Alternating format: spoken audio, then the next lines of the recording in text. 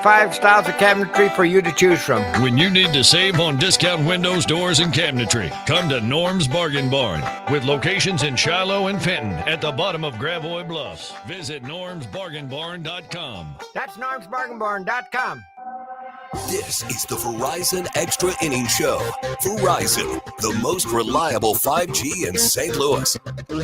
Now 2-2 on Isaiah Kiner-Falefa. A swing, and that ball is hit into center field. Caught on the run by Sajasi for a Redbird winner. Looked like that ball might get down, but Sajasi with good speed ran it down. And the fireworks go off in downtown St. Louis as the Cardinals gain a split in this series by beating the Pirates today 4-1. Nice win today for the Cardinals. 4-1 is the voice of the Cardinals. John Rooney just said a 3-run seventh inning was the difference. A Thomas Sajasi run-scoring double and a Jordan Walker 2-run home run turned a 1-1 game into a 4-1 game, and the Cardinals do win today. Welcome into the Extra Inning Show as we come your way here after a Cardinals victory. Let's just go through some housekeeping items so you know what to expect here over the next few hours. We'll do this for the next 17 minutes or so, taking you till 5 o'clock. At 5 o'clock, Kevin Wheeler will join in, and we'll do the Redbird Rush Hour from 5 o'clock to 6 o'clock. And then 6 to 8 o'clock tonight, it is Sports Open Line. And of note, I thought you would, I recorded something earlier today that I think you will find interesting. Anouk Karun-Tarante, he is the Senior Vice President for Business Operations with the Cardinals. I sat down with him today for about 35 minutes, and we talked about everything business related with the Cardinals. So we're talking media stuff, we're talking ticket sales, we're talking season ticket prices, all of that stuff. We went through a lot of different topics, and that's going to be the vast majority of the 7 o'clock hour tonight. So I think you would find that to be very interesting. And I know that's a few hours away still, but I'd hope that you could still stick with us through that, because I enjoyed being able to talk to Anouk a little bit. But right now, we are talking on the field as the Cardinals get the win. And I'm happy for Thomas Sajasi. I'm happy for Jordan Walker that they're able to have moments like that today. In many ways, this final month of the season, because as the Cardinals have lost some games here recently, the Mets have won some games, and it was always a long shot for the Cardinals to go on the type of run that they would need to go on to be a playoff club. It's an even longer shot now. They're 7 games back. There's more teams that they need to jump over. It's just looking like it's really, really not going to happen this year. So you look to see some other things as you go along, and I think having nice moments from players that you want to see progress is an important thing. So Jordan Walker hitting that home run, that was good to see. I'm not trying to put too much meaning to it. Like, we've done the thing with Walker before where he gets into a little bit of a run and you think maybe this is going to be it, and then all of a sudden it's not. So we'll let today stand, and we'll let that at bat stand as just a single moment in time. But even for Thomas Sajasi, he has not swung the bat probably as the way he would have liked to have swung the bat here recently. So for him to have a 2-hit game, that was nice to see. And if you were listening to Oliver Marmol last night, something he talked about in the post game, and he even he acknowledged the optics, because he said something about one of his players. It was Sajasi, and he prefaced it with, this isn't what people want. This is a paraphrase. It's not his exact words, but you get the idea. He paraphrased it by saying, essentially, this isn't what you want to hear after a loss, but this is what I'm happy about. And one of the things that he mentioned that he was happy about yesterday was Sajasi drawing the 2 walks, because what they're really working on right now with Sajasi is his swing decisions, meaning what pitches is he going to offer on. And yesterday he did a better job of not offering on pitches that he shouldn't be offering on. And what happened was, it may have been an 0-for-2 day, but he still had some productive at bats, and he gets on base twice and he draws 2 walks. Well, lo and behold, one day later, he comes to the park. He goes 2-for-3. He has a double. He breaks a tie in the 7th inning. Lots of good stuff there. Those are the kinds of things that I think we look at this time of year when assessing what is going on with this team. Got him our daily after every win. I say daily. I'd like it to be daily. Our winning message from Ball Game, who sends in his tip of the cap and raise the glass, and he says it goes to Jordan Walker. He says it's a big reason why he wanted to contribute to the post game show when the season started, saying, quote, "I knew it would be a challenging year for Jordan. If he makes adjustments the team has asked of him, I just hope they show him the patience that he deserves after setting him back 2 years ago with the hit in the air. No young and up-and-coming hitter needs to hear that. I still believe great things ahead for him." I would push back a little bit. He did need to hit it in the air a little bit more. The lack of loft was a thing, but it's something I feel like they missed out on the opportunity to really readjust Walker's swing in the minor leagues. He was so talented and he moved up through the minor leagues so quickly. The first time he hit adversity where the holes that existed in the way that he was doing it, the first time they really showed was in the big leagues. And I am hopeful that this organization, with the people that they are going to have in player development here moving forward, that you can look at a guy like Walker who is doing some things that work in the minor leagues but are not going to work in the big leagues and start to adjust it a little bit earlier. And I'm not saying none of that happened with Walker, but the extreme changes that they've tried to make and kind of try to make on the fly after he made his big league debut, that has not been a great thing for him so far. Text message comes in from Teresa, says it was good to see Michaelis pitch much better overall in this game. Leahy, O'Brien, JoJo took the game to a win. I think our guys mojoed up during the seventh inning stretch. Great game. Walker was my player of the game too. So JC slammed it for a double and got the last out. Great job to everyone. 314-436-7900, 314-436-7900. That's how you call. That's how you text. You can tweet at me, at Matt Pauley on air. If you're watching the video stream, you can leave a comment in the chat. We'll take a break and come back with more in just a moment. You are locked into the Extra Innings Show, sponsored by Gray Bar. Gray Bar is your distributor for electrical and datacom needs. More in a moment right here on your home of the Cardinals, 104.1 FM KMOX. Rhino Shield is far superior to even the best traditional exterior house paint. Rhino Shield is 8 to 10 times thicker than paint and comes with a 25-year transferable warranty. Rhino Shield is the only ceramic coating company that has been chosen by Disney, This Old House, and 3 times on HGTV's Curb Appeal, where every episode is concentrated on unpainted brick, bonds and seals to stucco, wood, hardy, block, color lock, masonite, and more. No better product for those steel aluminum-sided homes that have become, chalky and tired looking. We coat sloped and flat roofs to extend their lives too. After 15 years, we've got a great reputation and a superior product. As long as it's affordable, why wouldn't you do it? Before you make the costly mistake of painting with traditional paint, you'd be best served to call Rhino Shield today. We are the experts and our evaluations are free. 877-25-RHINO or 877-25rhino.com. Tell them, ladies. No paint, don't Rhino, go Rhino Shield. Never paint your house again. Rhino Shield. Hi, I'm Andrew Suntrup. Buying your brand new Buick or GMC has never been easier. Here at Suntrup Buick GMC, our family-owned and operated dealership has been proudly servicing St. Charles County for over 30 years by always providing aggressive pricing, a massive inventory selection, and exceptional customer service. Buying from Suntrup means you get the best vehicle at the best price. Visit Suntrup Buick GMC today or visit us online at suntrupbuickgmc.com and save more at Suntrup Buick GMC. Most people have no idea there's an invisible gap in their home's protection. This invisible threat is house stealing. Con artists pick a house. They transfer the deed of this house into their name by obtaining the forms, using the fake IDs, and filing the paperwork with proper authorities. Now they own the home. Protect your home from this invisible gap. Check on your home's title right now at HomeTitleLock.com. Be sure to use promo code RADIO and they will send you a complete title scan of your home's title. And your first 30 days of triple lock title protection is free. HomeTitleLock.com. Now, back to the Verizon Extra Innings Show. We are back here on KMOX as I have just a few minutes left with you here on the program. We'll get into Redbird Rush Hour. Kevin Wheeler will be here in just a few moments. We've got that from 5 o'clock to 6 o'clock, and then a Gray Bar Sports Open line tonight, 6 o'clock to 8 o'clock. And again, most of the 7 o'clock hour is going to be covered by my conversation with Anuk Karuntarante. He is the Senior Vice President for Business Operations with the Cardinals. We talk about a lot of things, so I think you'll enjoy that conversation coming up in just a little while. 314-436-7900, 314-436-7900. That's how you call. That's how you text. You can tweet at me if you'd like, at Matt Pauley on air, MattPauley on air.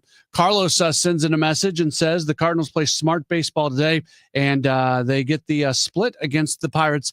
This was a well-played game for the Cardinals. From a defensive standpoint, it was for the most part a clean game. Neither team committed an error. Cardinals had some high-level defensive plays that they were able to turn in this game. I give Miles Mikolas a lot of credit, and we beat up on Miles Mikolas, and rightfully so. Like, this is not a let's make a 180 and absolve Miles Mikolas for all the issues that he has had pitching to a +5 ERA. The numbers are what the numbers are, and that's where we're at. But I give him credit for he gives up the home run there in the first inning, and then he figures it out after that. That's a good moment for Mikolas.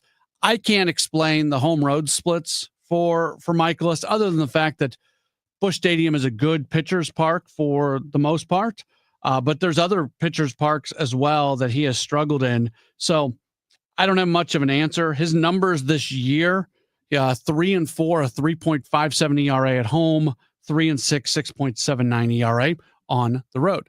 I believe we have a caller. Carl has given us a call. Hey, Carl, you're on the Extra Innings Show. Hey, Matt. I think he misunderstood my name. It's Paul. You know me. Okay. And so, I told him I'm your eternal optimist. I wanted to just say, don't cash your chips in quite yet, because I've been looking at the schedule, and the Mets, even though they just had their way with the Phillies in New York, they have 4 starting tonight. And yes, they're 7 games ahead of us. And yes, the Cardinals have to win. They don't have a choice. So assuming the Cardinals go on a nice win more than we lose, the Mets have to play 4 with the Marlins, who play them tough. And Sandy Alcantara pitches on Sunday. So I'm going to say they split those 4 games.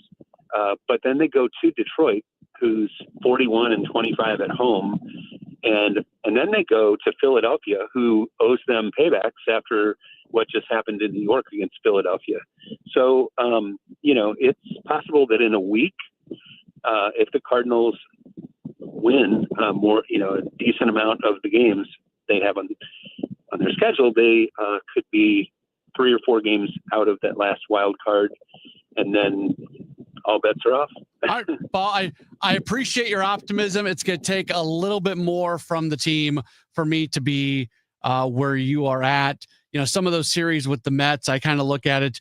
It's a 4-game series with Miami. They could easily split it, but Miami's not playing good bait. They went on that great run. They've lost like 6 or 7 series in a row, I think, right now, something like that.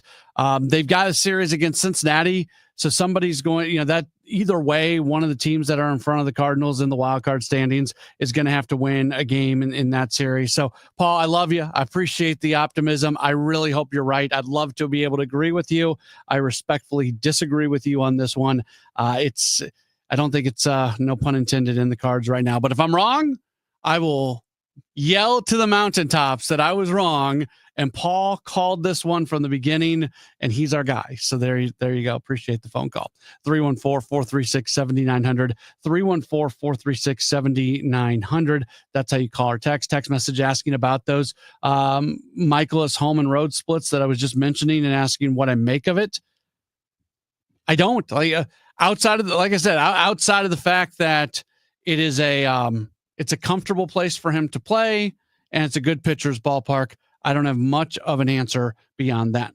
What's on Deck is presented by Chesterfield Fence and Deck. The sign you have the very best. What is up next? From a Cardinal standpoint, it is a series against the Cincinnati Reds. It begins tomorrow. Cardinals are going to be sending Matthew Liberatore to the mound. He'll be opposed by Zach Littell, and that's going to be a 5:40 first pitch tomorrow, 4:45. What's on Deck on KMOX is more talk about the Cardinals. Kevin Wheeler is going to join me in just a moment or so. It is the Redbird Rush Hour, and it's going to begin after the 5 o'clock news here on your home for the Cardinals, KMOX. This is Tom Ackerman. Like an MVP candidate, Chesterfield Fence and Deck, one of St. Louis's top names in home improvement, with a commitment to put quality and professionalism first in everything that they do. The best and longest lasting outdoor products available from Chesterfield Fence and Deck. Skilled installation teams who will help you with your outdoor project. Mention me, Tom Ackerman.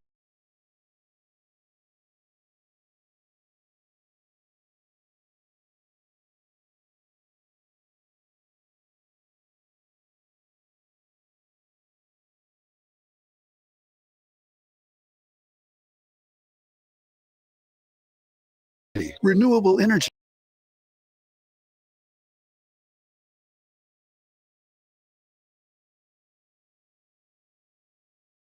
Building smarter, think Graybar, and we'll help you get connected. Visit graybar.com/connected buildings to learn more. When you own a business, you know there's no shortage of bold moments. At VOS, we're here to help you meet those moments in stride. Whether it's reducing your exposure to check fraud, setting up direct deposit, or helping make credit card processing seamless, VOS is here for you, your employees, and your customers. Are you ready for a better banking experience? Then make the bold move and switch to VOS today. Visit bankwithvos.com. Member FDIC. Wake up informed. Wake up empowered. Wake up to Total Information AM, your morning must. Hi, this is Debbie Monterey. I'm Megan Lynch. This is Tom Ackerman. From local news to breaking headlines to weather, traffic, and the stories that matter most, we've got you covered before your first sip of coffee. Expert analysis, right perspectives from the people you trust. Total Information AM, your day starts here. Mornings beginning at 5 on 104.1 FM, KMOX. Traffic from the MichaelsFlooringOutlet.com Traffic Center. Well, we've got a jam in North County right now on eastbound 270 from 370 to Lindbergh due to a recent crash. They just cleared a stall north 170 near Scudder. Traffic's bogged down from the Rock Road. It really goes all the way up to Hanley now that the lanes are open there. South 170 is pretty heavy from Delmar to 64. Westbound Highway 70 from about Shreve out through Jennings Station's heavy. Both directions between Cypress and our city are congested. The westbound side, though, begins just west of 170, goes all the way out to the Blanchette Bridge, still a little busy at K, and west of Lake St. Louis out to 70 after that. If you're on westbound 64 from about Boyle, approaching Boyle out through Clayton Skinker, it's jammed. It's backed up or at least slow from 170 all the way to 270, from Topgolf all the way to the Boone Bridge, a little heavy past K, and 364 out to 70 is busy. Eastbound 64 downtown is backed up from Vandevetter all the way to the Poplar. 44 is at Grand all the way through the heart of downtown eastbound. I'm Roger Brand at the MichaelsFlooringOutlet.com Traffic Center. The trusted voice of St. Louis. KMOX AM St. Louis. KMOX FM Hazelwood. Always live on the free Odyssey app. At 5 o'clock, we've got some sun. It is 82 degrees at the moment downtown at the Arch. St. Louis City Sheriff Alfred Montgomery is criminally charged by the feds. Sheriff Alfred Montgomery has been charged with one misdemeanor count of deprivation of rights under color of law for detaining Deputy Commissioner of the St. Louis City Justice Center, Tammy Ross, back in February. Montgomery's attorney, Justin Gelfand, maintains his client's innocence. We believe that the evidence will free him, and we look forward to representing him in this case. Ross's detainment by Montgomery was captured on surveillance footage. Asked what evidence they have, Gelfand didn't share any. Instead, he pointed to state statute, which he says allows the sheriff to enforce certain criminal statutes. Sean Malone, KMOX News. St. Louis County Executive Sam Page pleads not guilty today to felony and misdemeanor charges that he misused public funds. The indictment is related to a county-funded mailer about Proposition B sent out before the April election. Page's attorneys filed the not guilty plea on his behalf. He maintains the mailer was purely informational. The next court hearing is September 23rd. A major project to build a new regional law enforcement training center takes a step forward. 4 counties, St. Louis County, St. Charles, Franklin, and Jefferson are signing on. Jefferson County Sheriff Dave Marshak says bringing several departments together will help to maintain consistent training. Well, look, I think law enforcement demands constant investment. If you're going to stay up to date in terms of what your community expects for law enforcement officers to deliver excellence, I think you have to consistently and constantly maintain that investment. And then this is part of that investment. The next step is to select a site, which will be chosen by an 8-member commission. The new facility will likely be in St. Louis County since they have the most officers, and it's central to all those counties. $50 million has been provided by a state grant, but no estimates have been floated on what the new training center could cost. The Trump administration asked a military base outside of Chicago for support on immigration operations this week, offering a clue of what an expanded law enforcement crackdown might look like in the nation's third largest city. The Trump administration's latest actions regarding COVID vaccines have raised a lot of questions and some confusion. The FDA this week revoked the emergency use authorization for the COVID vaccine, which was in place during the Biden administration. White House Press Secretary Caroline Leavitt says the reason is clear. Obviously, the COVID pandemic and the public health emergency is over. Secretary Leavitt also insists the availability of the vaccine will not be affected. We believe in individual choice. That's a promise both the president and the secretary have made. But it does mean that insurance will not necessarily cover the vaccine, and those who are not seniors or have a pre-existing condition may first need to consult their doctors.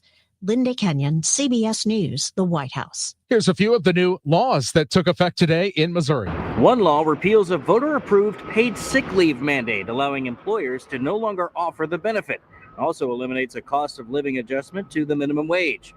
Another law aims to phase out temporary vehicle tags, requiring sales tax to be paid at the time of sale at the dealership. And a new law known as Danny's Law makes hazing a criminal offense and also revises childhood marriage laws. Stuart McMillan, KMOX News. While some Cardinals season ticket prices will go up next season, there's a fair amount of misinformation about the pricing as well. Cardinal season ticket renewals have been sent out, and there's been a lot of social media chatter about ticket prices. Based on some postings, it would seem as if price increases are extreme. But Cardinal Senior Vice President for Business Operations, Anouk Karunaratne, says that's not the case. And in fact, many seats have had price decreases. The average season ticket price increase across all price scales is around 2.5%. So that's the average. Nearly a third of our seating locations have either no price increase or have decreased in price. And that's the first time we've significantly decreased prices. Karunaratne also says the club is implementing a payment plan option for the first time ever. Matt Pauley, KMOX Sports. And you can hear Matt's extended conversation with Karunaratne during the 7 o'clock hour tonight of Sports Open Line. Gas prices are down year over year in Missouri this holiday weekend. It's been a record-breaking summer travel season, and many will squeeze one final trip in over the Labor Day weekend. AAA estimates 11.5 million will be traveling. AAA also reporting that the statewide average for a gallon of regular unleaded is $2.87. That's 4 cents more than last week, but 18 cents below last year.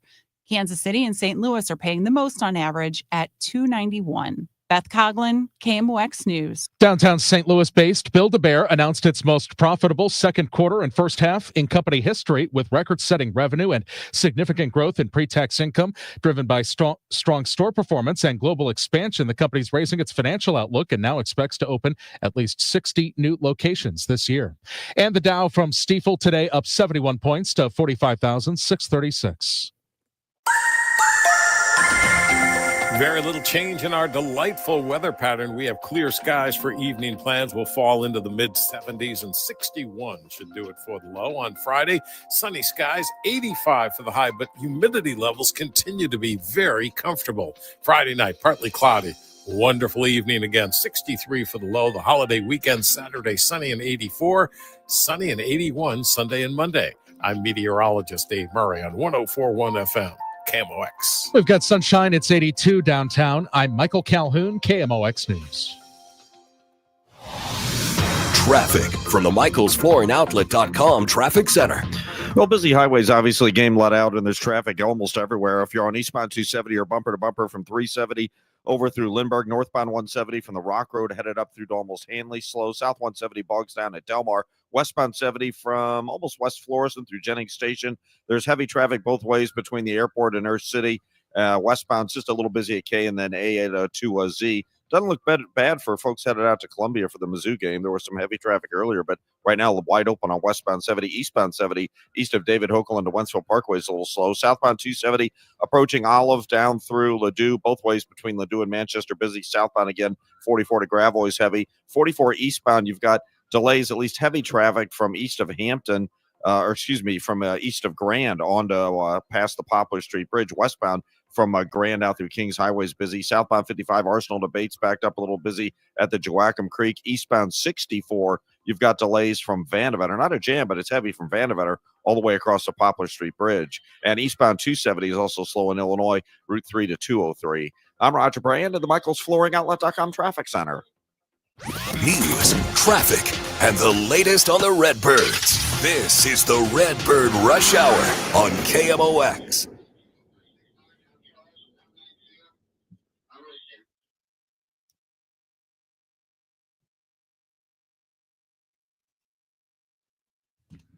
All right, we are underway with the Redbird Rush Hour. I'm Matt Pauley.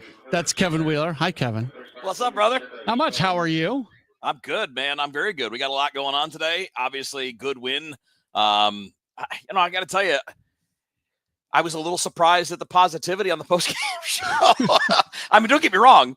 I'm not unhappy about it. I'm certainly not disagreeing with it. It's good for fans. Like, I have this thing, Matt, that I discuss with my buddies who are obviously all sports fans too, that like it almost ruins their enjoyment of sports when their team isn't a contender. And I don't feel that way. Now, I acknowledge, and maybe you feel the same way as me, that being in the job that we're in, maybe you just kind of get used to the fact that things are not always going to be good. In fact, most of the time they're not. Yeah. And you don't necessarily live and die with every single game in a baseball season or a football season. But I mean, that was a good ball game to watch. I don't care what your record is. And I do care what the record is. I'm just saying, in that moment when you're experiencing what's supposed to be entertainment, you can still be entertained by a good ball game, even if the team is not reaching the heights that you want it to in the standings. I have officially shifted to the enjoy the moments part of the season, where I'm understanding that this season is going to end when the regular season comes to an end, outside of some sort of ridiculous miracle, which would be really, really cool if it happened, but it's probably not. So what I do at this point is, whether it's game standpoints or individual standpoints, I enjoy the moments. This was a well-played baseball game. Cardinals made some nice defensive plays today. Pitching was good, including from Miles Michaelis. You had a really fun inning with the 3-run seventh where Thomas Ajacey comes up big, and then Jordan Walker hits the home run. I enjoyed all of that. Yeah, and look, again, I want to be clear that, like, all of us, like, the number one thing you want from your team is you want them to try to be as good as they can be, right? Yes. And like, I think that, as a customer, because that's what a fan is, right? We're customers, but it's also more than that, right? I mean, I don't treat my favorite sports teams the way I treat another business. If I get bad service at another business, I don't go back. But I always come back to my sports teams no matter what, which, again, is part of the reason why I think there should also be a commitment on the side of the team that goes beyond just running a business. Right. Right. I think so I think there's more for both the customer and the business involved in a sports franchise, because what you're really building on is emotion and lifetime investment in fandom. And that's true for fans, and that's true for the team. The team benefits because it's not like any other business that the owners of these businesses own. So you take every owner, they all have other businesses. This one is not the same as the other one they're operating, which is why I don't like it when things are categorized as, well, it's just business. Well, no, it's not. This business is different because you've got a captive audience. Essentially, you benefit from essentially irrational customer behavior. We fans, we're all irrational, man. Like, we're willing to spend crazy amounts of time and crazy amounts of money on this form of entertainment. And it's because of that connection. Whether it's when you started as a kid or something hooked you when you were a little older, or a relationship with your dad, your grandfather, your brother, your mom, whatever the connection is, it's more than just customer and company. Yeah. Right. Yes. And two things can bother me when it comes to that. Number one is when the owners who don't need to run their business like a business, basically, where they don't need to live off the money for some reason, are really worried about the profit and loss margin and the balance sheet and things like that. That's the number one thing that bothers me. And then on the far other side, it also bothers me when owners of sports teams are actually in a situation where they have to rely on that team to provide money, to provide income for where they're at. And there's not a lot of them out there, but there's a few. That used to be a bigger thing than it is now. Yeah. Those owners worry me as well. Yeah. Or the ones like Pittsburgh, where they are independently wealthy with other industries and still treat it like it's a family business and every nickel counts. Yeah. The Rockies do that. Yeah. And look, the reason I'm going bigger picture here is because that's kind of where we're at, right? this is not a season. And I think Cole Bassett's left foot says it well on the chat. He says, we've entered the portion of the season where every win feels like a moral victory and every loss feels like a rerun. Yeah, it's a weird time of year when you're not mathematically out, but you are practically out, right? Like, it's not a lock. We all know what happened in 2011. But we also know that that's the exception, not the rule. So you don't count on the exception, but you do allow for the possibility of crazy things happening, right? I mean, the Cardinals are not as good a team as the 2011 team. We've gone over this before, right? There's no Albert Pujols here. There's no Prime Yachty. There's none of that stuff, right? That's a different thing. But I'm curious to ask, and I tweeted this out, Matt. I want to throw this in kind of as a little tease for the next couple of segments. You and I can set it up, and hopefully we can get some reaction on it. Because I'd love to get people's again, I hope they're not like overly emotional reactions, but like just people's thoughts. Like, we both agree, I think, that next year's probably going to look a lot like this year. Maybe not record-wise, but I mean, they're not going out and signing the biggest free agent pitcher. They're not going out and signing a $400 million bat. They're not signing Kyle Tucker. They don't seem to be setting up to be making big, bold moves that will win the offseason. Now, they're going to be active because they have to be.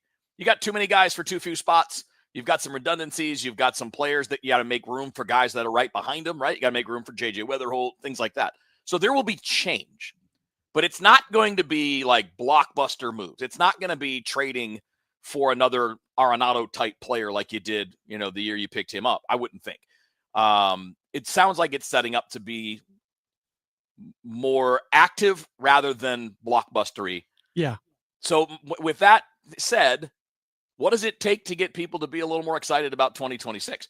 Because there's a difference between the excitement that comes with a known contender, which is not going to be next year. They're not going to be picked to win the division. They're not going to be picked as one of the favorites to make the playoffs, barring stuff that we don't foresee, right? Who knows? Maybe Chaim Bloom's got a bigger checkbook from ownership than we know, and there's more going on. But what does it take? What gets people excited about a new year? Is it only contention, or are there other things? As far as the offseason, this is part of the problem with this year. Like, even remember in May when they were awesome? Yeah. Even if they would have continued that, they would have always been behind the 8 ball in terms of attendance because, group sales in the offseason. There's so much work that goes into tickets in the offseason that even if you have this amazing run, it's hard to make that up.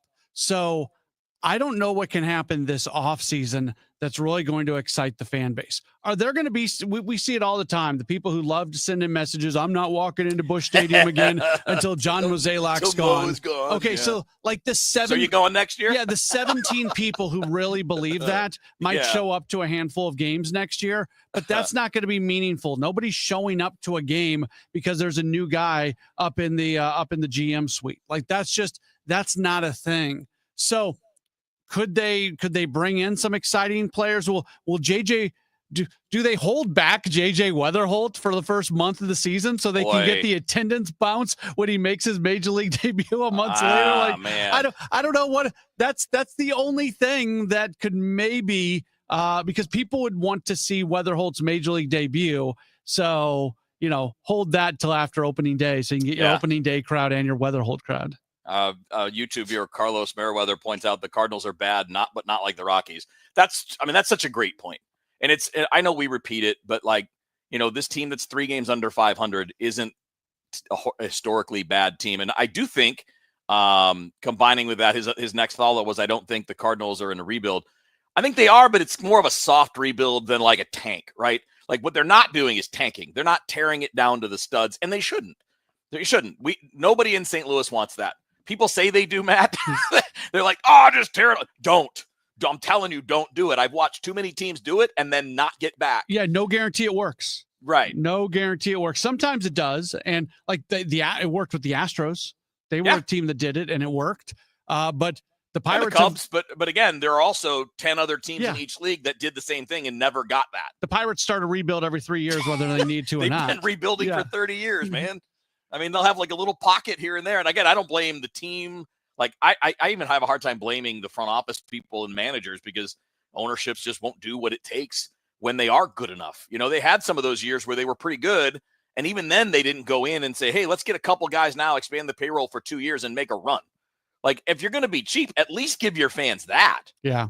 You know, the occasional, okay, guys, we'll give you a little bit here and there, but obviously that didn't happen. So I want to get more of your guys' thoughts. Feel free if you're on YouTube, if you're on Twitter, feel free. If you're on Facebook, you can text 314-436-7900.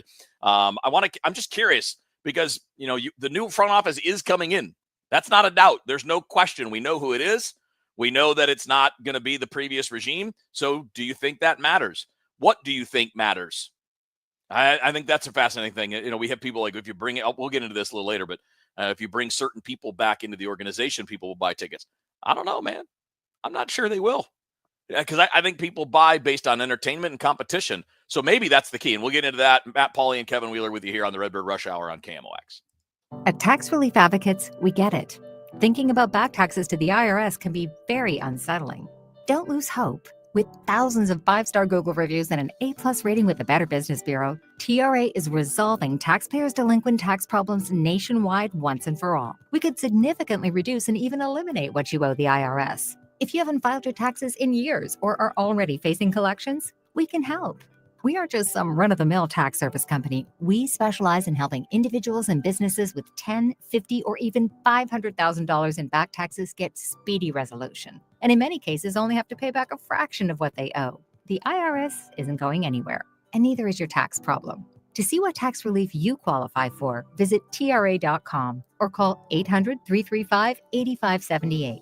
800-335-8578. Again, that's 800-335-8578. Tax Relief Advocates. Real solutions for real people. Flashback to 1985 when the hair was big, the colors were bright, and the Cards were the National League champs. Don't miss 80s night at Busch Stadium on Friday, September 5th. With a special theme ticket, fans will take home a throwback 1985 National League champs crew neck sweatshirt. Plus, jam out to your favorite 80s hits at a pregame concert by Decade of Decadence. Get your tickets now at cardinals.com/theme.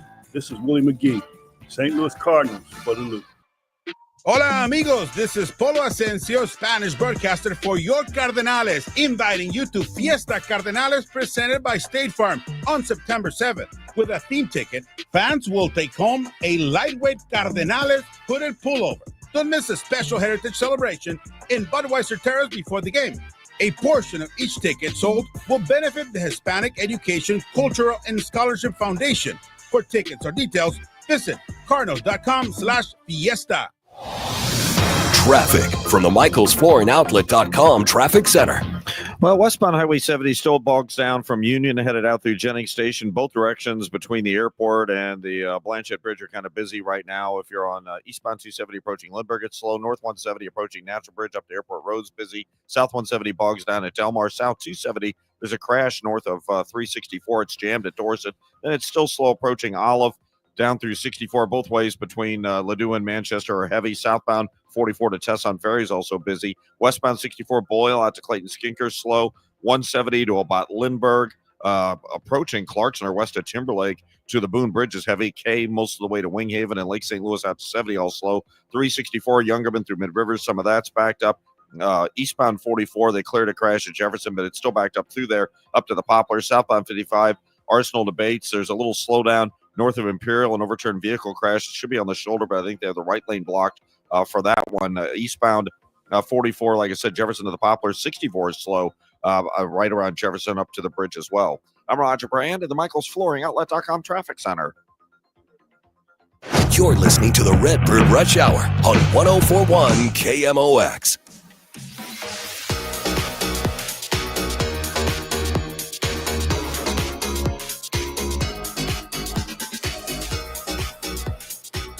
All right, so it's Matt Pauley and Kevin Wheeler with you here on the Redbird Rush Hour. Sports Open coming up after the 6 o'clock news. And Matt, looking forward to the 7 o'clock hour. You got a cool interview. Yeah, Anouk Karuntarante is the senior vice president for business operations with the Cardinals. Really interesting guy, really sharp guy. I've always enjoyed our conversations. And I was able to get him for about 30, 35 minutes today. And we talk about pretty much everything non-baseball. So we talk about ticket prices. We talk about attendance and what's going on there. Talk about media situations. So a lot to talk about with Anouk. And folks will hear that in the 7 o'clock hour today. All right, so I threw out in the first segment, and we can probably roll with this for a bit because I think it's an interesting thing to get feedback on. We're getting a bunch of responses on it, Matt, on the chat about like, just what does it take? What do you need as a fan? This is not about judgment. It's just more about what do you need to be excited about 2026. And I'm not talking about fired up like World Series, here we come, or who boy, I've never had season tickets before, I'm going to get them now. That's not what I'm talking about. I'm just talking about just having a positive outlook on the season. Like you're looking forward to it. You know what I mean? Yeah. And you and I have kicked around a bunch of things. I do think just the change itself is probably going to have some positive impact. The change in the front office, and that's not to knock anything that's happened. I mean, Mo and the people that have worked with and around him for all these years have a tremendous history. It's just like a player that gets toward the end of their career. Sometimes it doesn't finish well. And if you're not finishing well by being a 500 team, that's certainly not the disaster that it could be, but it's still, it's time, I guess. Tony La Russa used to talk about it all the time, Matt. Sometimes you just got to figure out if it's time or not. Like if it's just time for a change. Yeah, it clearly is. And I think we've seen so many changes in baseball and so many different ways that teams do things to be successful.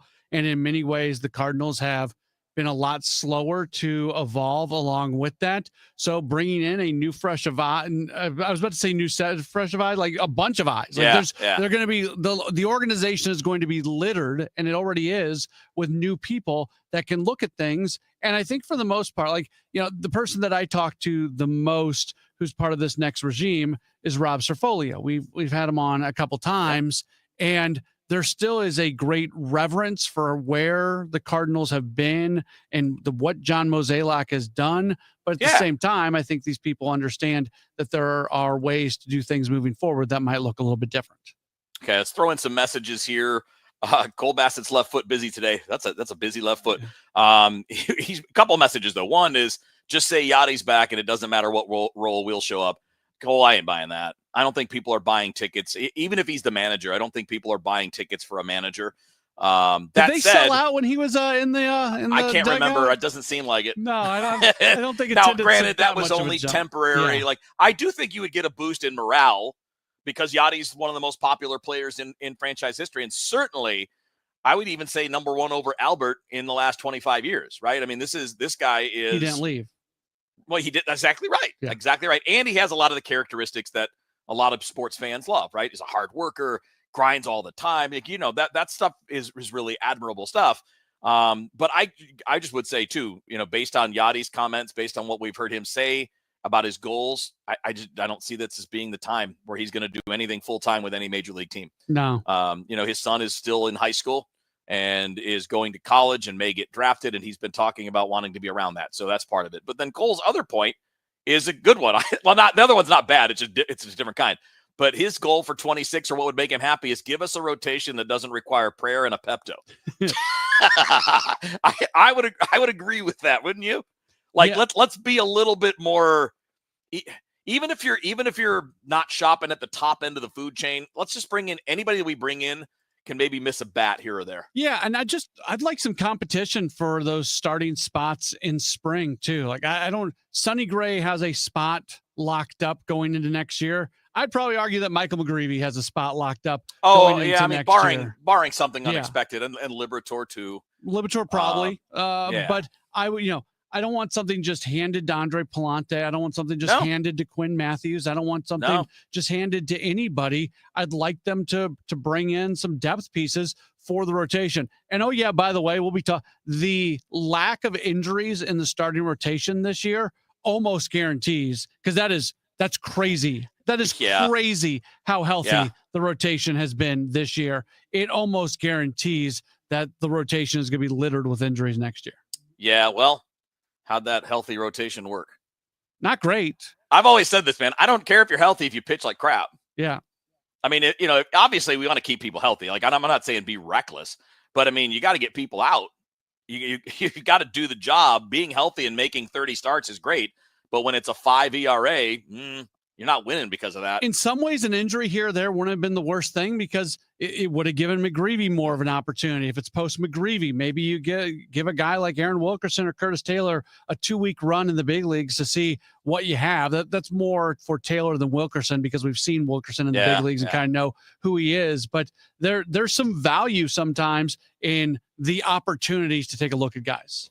I like this comment from Matt. We'll close this segment with this, and then we'll just take more of your messages all the way up till 6 o'clock. Matt says, I'd settle for a transparent front office making smart moves that keep us interested in 2026 and show a clear path back to dominance in years to come. I'm less worried about transparency. I think the front office is relatively transparent. But then again, we're also in a different position than most people. But I think being more modern thinking and making sharper, edgy moves and being a little more aggressive, I would co-sign with that on Matt. I think that there's definitely a tone that can be set from the new front office that could make people happy. Yeah, I think it's already starting. We got a message asking what's our gut, is Ollie here next year? I think he is, and I also think he's already having conversations with Chaim Bloom. So they are, I think right now they're planning out what it's going to look like and the tone and the message that goes along with that. Let's get into that, Larry. Good question, buddy. We'll get into that and take more messages coming up. It's the Redbird Rush Hour with Matt Pauley and Kevin Wheeler here on KMOX. The reason many of us hate insurance companies is because some of them act like bullies. I'm John Morgan of Morgan & Morgan. I've been dealing with these creatures my whole career. Whether it's a workers' comp claim, an auto accident, or a nursing home or medical mishap, the playbook is often the same: deny and delay. We became the largest injury firm in America for a reason. We fight the bullies. They know who we are, and I know it makes a difference for our clients. Just go to forthepeople.com and see our results and our verdicts after those bullies gave us their final offer. Hiring the wrong firm can be disastrous. Hiring the right firm could substantially increase your settlement. It's easy to get going. Visit forthepeople.com on your phone or computer, or call us on your cell at Pound Law, pound 529. Morgan & Morgan, America's largest injury law firm. forthepeople.com. The choice of a lawyer is an important decision and should not be based solely upon advertisements. Past results afford no guarantee of future results. Every case is different and must be judged on its own merits. Frank, did you get the mail? Coupon, Medicare, AARP. Oh, wait, this one says open immediately. First one in the trash. Every day we're bombarded with messages that we don't care about. Problem is, there might be an important message in there that affects you, like retirement.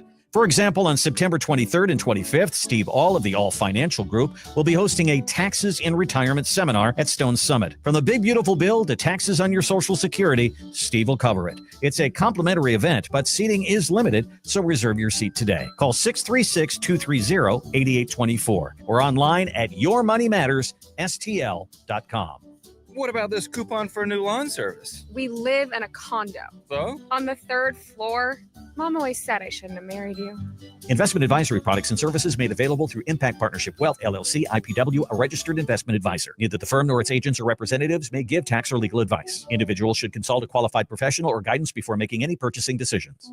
Representative Jason Smith stopped a massive tax hike by voting to make the 20% small business tax deduction permanent. This means Missouri's small businesses can grow, hire, and invest in our communities. Visit smallbusinessdeduction.com and thank Representative Smith for protecting America's small businesses. Paid for by the National Federation of Independent Business. Are you looking to hire?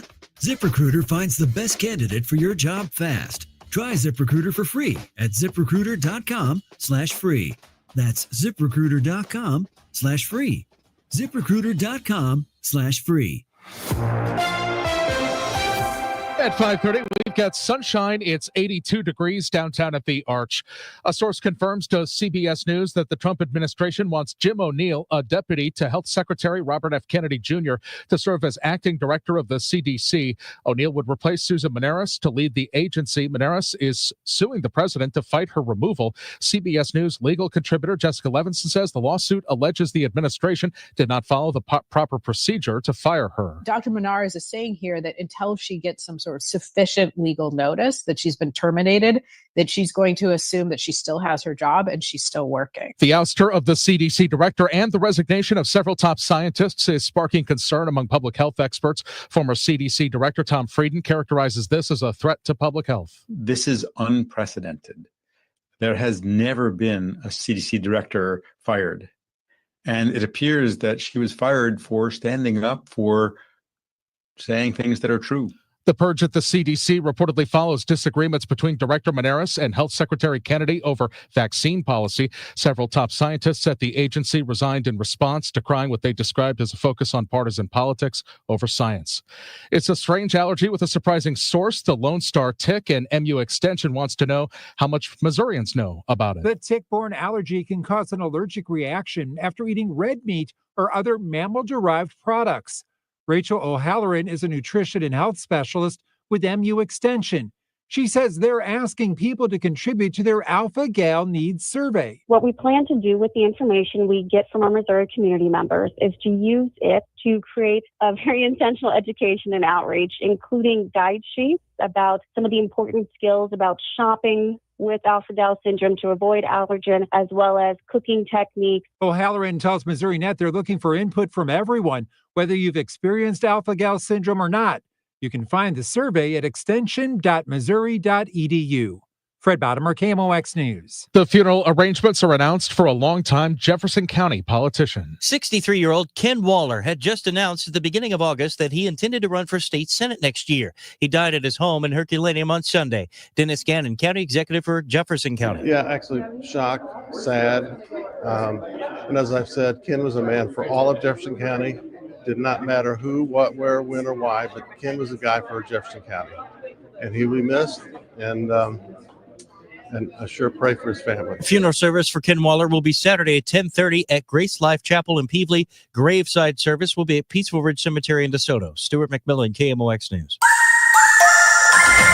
Clear sky tonight, low 61. For Friday, sunshine's in control with the high of 85. For the weekend, 84 Saturday, 81 Sunday, 81 for Monday.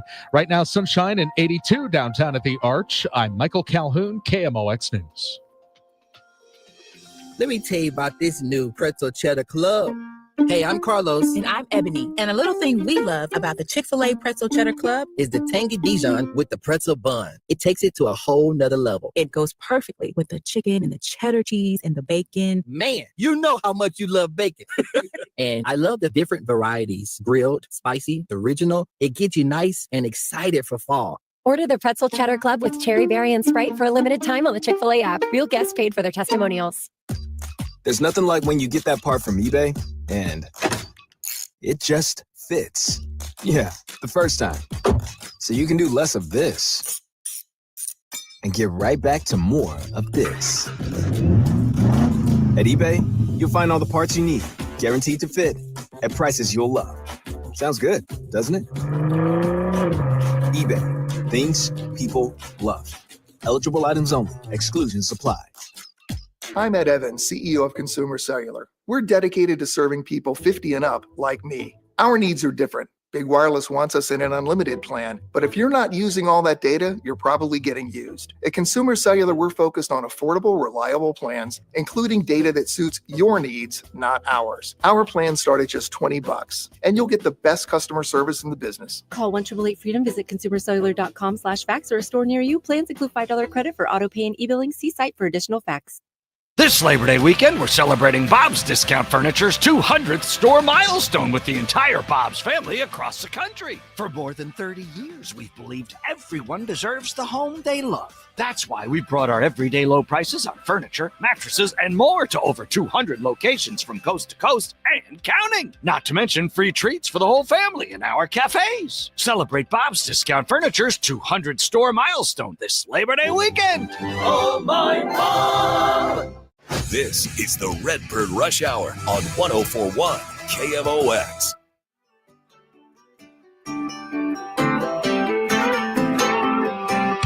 All right, it's Matt Pauley and Kevin Wheeler with you here on the Redbird Rush Hour, taking you up till the top of the hour. And then Sports Open Line follows that from 6 until 8. We're going through just a lot of messages today, which is, I mean, to me, great. And we've kind of spun the clock ahead a little bit talking about next year and things you will make that would make you happy, that would make you, again, not like, all right, start cutting up paper to make confetti for the parade kind of happy, but like, just a little more enthusiastic, right? Because look, when it gets like this, people get down a little bit, and I totally understand that. But I'm just curious what people think. Again, we've gotten pretty reasonable responses too, Matt. So I just want to keep rolling with that because like nobody's saying sign Kyle Tucker, because if you say that, it ain't happening. They're not going there, and there's only probably a handful of teams that can go where that one's going to go. But we'll go from there. Now let's follow up though, because we had a question beforehand from Larry, and then we'll get right back to all the other questions there too. And Larry's question was, "What's your gut? Is Ollie here next year?" You started to answer that. I think it's a fascinating question because we don't know 100% until we hear from Chaim Bloom, right? I mean, but my gut would say now, yes. Mine would too. If I'm in Chaim Bloom's position, so this is totally me pretending to be Chaim Bloom, and I've never met Chaim Bloom, so this is not any like insider information. This is me. If I'm in his position, I have a younger team still, right? I'm still trying to do some development at the major league level. That's what Ollie Marmol's background is. He's been a development guy for years. He knows a lot of these players. And in my first year, I don't know that I want to make that big of a change when I'm not looking at this as an all-in, throw money behind everything and go win a World Series. And I do personally think that he's done a good job with what he has. I think their record reflects the talent level on the team. And that's, to me, been true his entire tenure. I think right now the record actually is better than the talent level on the team. So they're around 500, and I just think there's a talent deficit compared to a lot of the other teams that are kind of the teams that are ahead of them. But to the main question here, I don't know why Chaim would be spending as much time with Ollie if he had no reason to, if he had already made the decision that Ollie's not back next year. Yeah. That's the other side of it. There's a lot of communication going on between those two individuals. And I don't get the sense that Bloom is the kind of guy that's going to waste time. And the fact that the conversations are taking place as often as they are taking place makes me get the sense that Ollie, barring something crazy happening in the final month of the season, I think Ollie is fairly safe going into next year. Yeah. And in the modern world, my view on managers, because this is not about managers. This is more about just how the sport is run. In my view, there's two reasons you fire a manager. And one is the communication between manager and front office has separated. They don't see things the same way. Or the manager loses the clubhouse. Right. Because everything else is a team effort. Yeah, and everything else is done by the whole group and not by one person. And I don't think either of those things have happened. I think the Eric Fetty, Michael McGreevy situation is a very good example of where the manager probably wanted one thing and the president of baseball operation wanted another. But I don't think that escalates to the point where it wasn't a working relationship. It was just a respectful disagreement on something. So no, there is not that gap between Ollie and Mo. There's no reason to believe that there'd be a gap between Ollie and Chaim. And I can tell you that this is a group of players that enjoy being able to play for Marmol. All right, so we'll get to traffic here in a second. I want to throw in Nick's question. He said, "Hello, gents." Said, "Are the Cardinals really planning on 3 lefty starters next year with Liberatore, Matthews, and Doyle? I don't think I've ever seen a 3 lefty starter rotation before." It's not common, especially it hasn't been common here. I would say the answer to that, Nick, is they are definitely not planning on that. They may be hoping for that to be a part of the rotation when you get to August. Yeah. But the plan will not be Doyle being in the rotation to start the year. I mean, who knows what he does? But even Paul Skeens didn't make the opening day roster, and he's a transformational prospect. So I wouldn't say the plan is for those 3, but I would say this: I'm sure they would love it if you finish the year with those 3. Yeah, that's where they're going. When I talk about the starting rotation next year, because I get questions all the time about what I think the starting rotation is going to look like next year, and my mind always goes to opening day. My mind doesn't go to August 1st. Right. Because I never mentioned Liam Doyle. I think Doyle is going to be a big leaguer in all likelihood next year. I also thought Quinn Matthews was going to be a big leaguer this year. And I don't think that's and barring injury, now. He might have been. Absolutely. Right. So no guarantee I'm right on that. But Doyle's not going to pitch full season baseball this year. I don't think they've said whether or not maybe we'll see him in like the fall league or something. But, eventually you get there. Absolutely. All right, let's do a quick hit of traffic. Right on the other side of this, we're just getting right back to your messages about 2026 and the Cardinals and what would get you a little bit more excited. Traffic from the MichaelsFlooringOutlet.com Traffic Center. No, things are looking a lot better. There's just some slow traffic westbound 70 Riverview out through Jennings Station, eastbound 70 east of the Blanchett into 270 is a little busy. The westbound side again around K, and then west of Lake St. Louis Boulevard out through 61 is a little crowded. South 170 bogs down at Delmar. Westbound 64, you're busy from Kings Highway to Clayton Skinker, west of McKnight out to about Spady. A couple of spots between Clarkson and the Boone Bridge where it's slow, a little heavy at K, and then heavy again Lake St. Louis Boulevard out to 70. Westbound 364 Younger and past Mid Rivers, that's slow. South 270 south of Page down through Ladue is busy, a little slow at Manchester and past 44. Northbound north of Manchester, Ladue is crowded. North 170, 70 up to Airport Road's busy. Southbound 55, Gasconade Bates, there is a jam from Richardson down to just north of Imperial. The right lane still blocked by that recent injury crash. Eastbound 64, Barack Obama Avenue over to Highway 70, slow on the Illinois side. I'm Roger Brand at the MichaelsFlooringOutlet.com Traffic Center. All right, Matt Pauley and Kevin Wheeler with you here on the Redbird Rush Hour.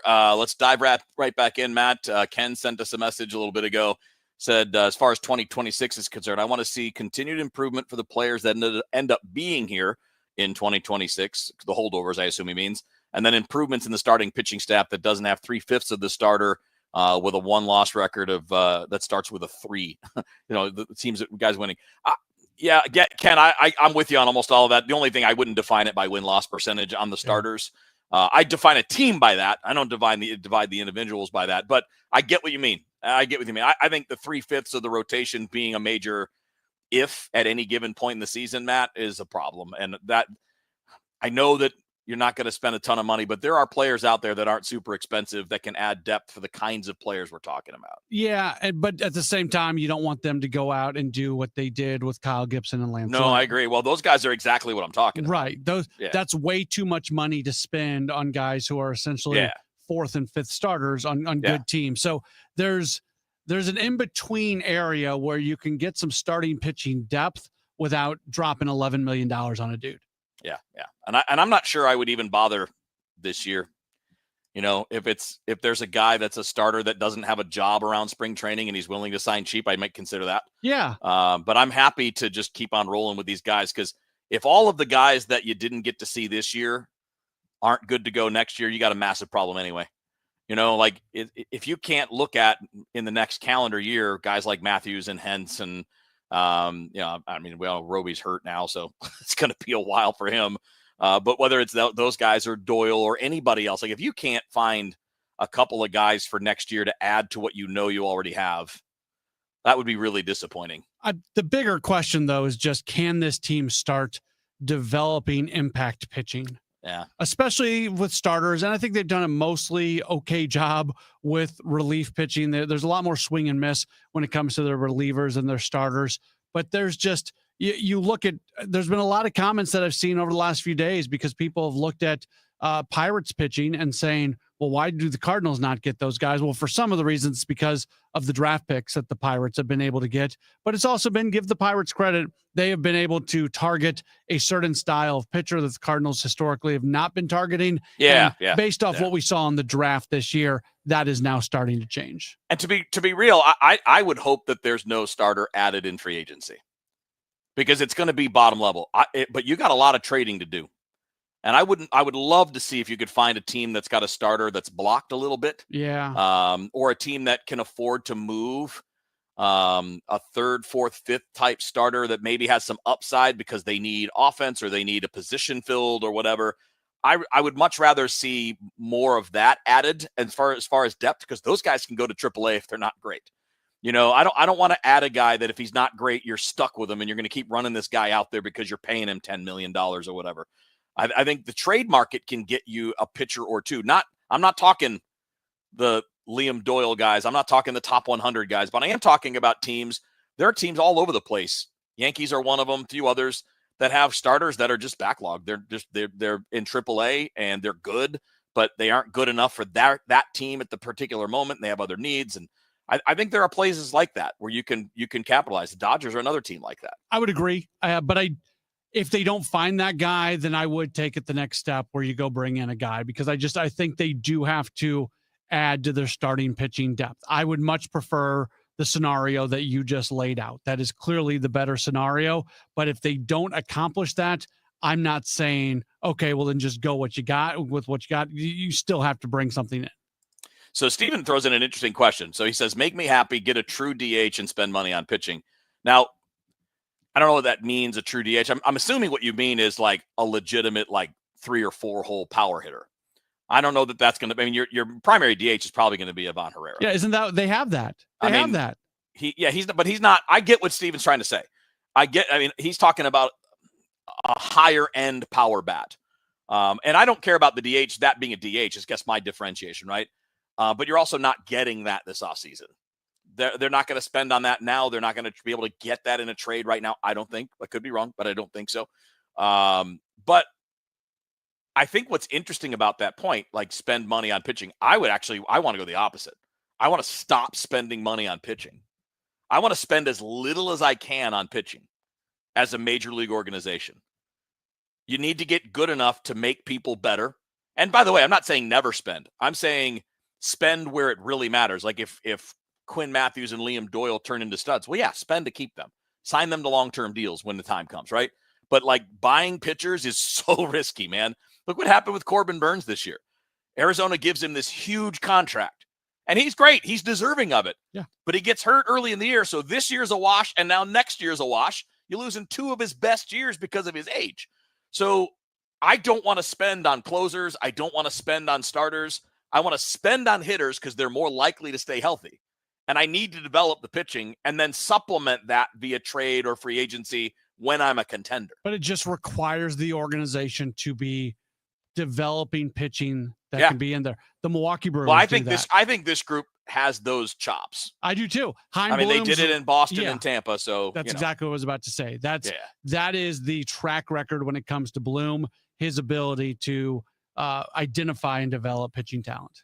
Absolutely. All right, we got one more segment. We're going to wrap it up with more messages. So if you want to squeak another 1 or 2 in there, you probably want to do it now. Because if you don't do it now, we're going to run out of time. It's Matt Pauley and Kevin Wheeler with you here on the Redbird Rush Hour on KMOX.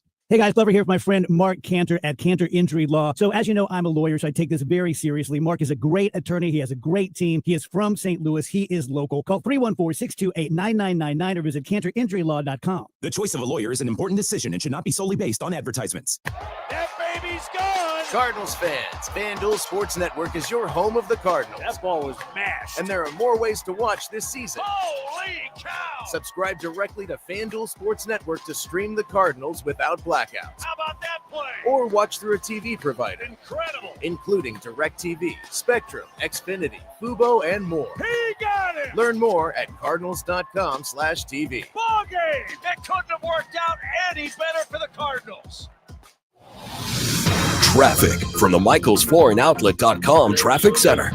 Well, they're still working a crash. Southbound 141 just south of Ladue. Left lane's closed. There's a short back up there. It's not even midway back to Olive, but there is still bumper-to-bumper stuff there. Southbound 55, a little busy. Gasconade Bates, and they're still working this crash. Southbound 55, the right lane. Well, maybe it's all over to the right shoulder now. They're just sort of moving around, but it's just north of Imperial. Traffic is backed up. Slow, at least, just south of 141, so big delays in Jefferson County there right now. Westbound 64 from the Science Center headed out through Clayton Skinker's slow, Clayton Warson to Lindbergh's heavy, Clarkson to about Topgolf, and then between Long Road and Spirit toward the Boone Bridge, a little slow, 94 through K and 364 out to 70. Westbound Highway 70, it looks like we have an incident at Interstate 61, Highway 61. It is jammed just west of Lake St. Louis Boulevard, so late trouble there. South 270, Olive to Ladue is kind of busy. North 270, north of Manchester to Ladue, that's crowded. The southbound side sort of busy through Gravois. South 170, Ladue down to 64 is slow. North 170, Scudder to Airport Road's kind of busy. I'm Roger Brand at the MichaelsFlooringOutlet.com Traffic Center. You're listening to the Redbird Rush Hour on 1041 KMOX.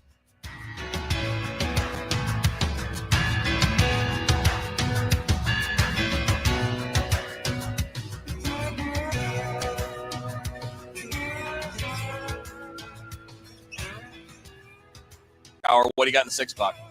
Say that one more time. I said You mentioned the interview in the 7 o'clock hour. What do you got in 6 o'clock? Bernie's going to be with us at 6:20, Nice. and we've got a soccer guest at 6:35. It's our first sports open line since Luce Fonsteel was let go. So we'll get a little soccer in today, but it's going to be mostly baseball. And again, the entire 7 o'clock hour essentially is going to be a Nook Current Durante. All right, good times. All right, let's get a couple more messages in, and I think this is when we're talking about 2026 and the team, and again, I know this season's not over, and we will continue to talk about the season as it develops, because there are still players and things that we're tracking that will impact this, right? They're going to impact this discussion. Garland threw up there, said, let's develop pitching for now and get some home run pop to compete. Well, I don't know where you're going to buy that. I mean, there are only so many people that are going to change that dynamic for you. And, I think you need it, but I think you're going to have to develop at least a good bit of it from within. And I think Weatherholt brings a bunch of that. Now, again, Weatherholt's not Pete Alonso, right? He's not a 40 homer guy. He's probably not a 30 homer guy, but he brings power, and he brings more than some of the other guys that play the positions that he can play. Can I pump the brakes on one thing, though? What's that? And I'm a JJ Weatherholt guy. I think he's going to be a really, really good player. He wasn't really projected out as a big-time power guy, and then he's been doing it a lot this year at AAA Memphis, which is great.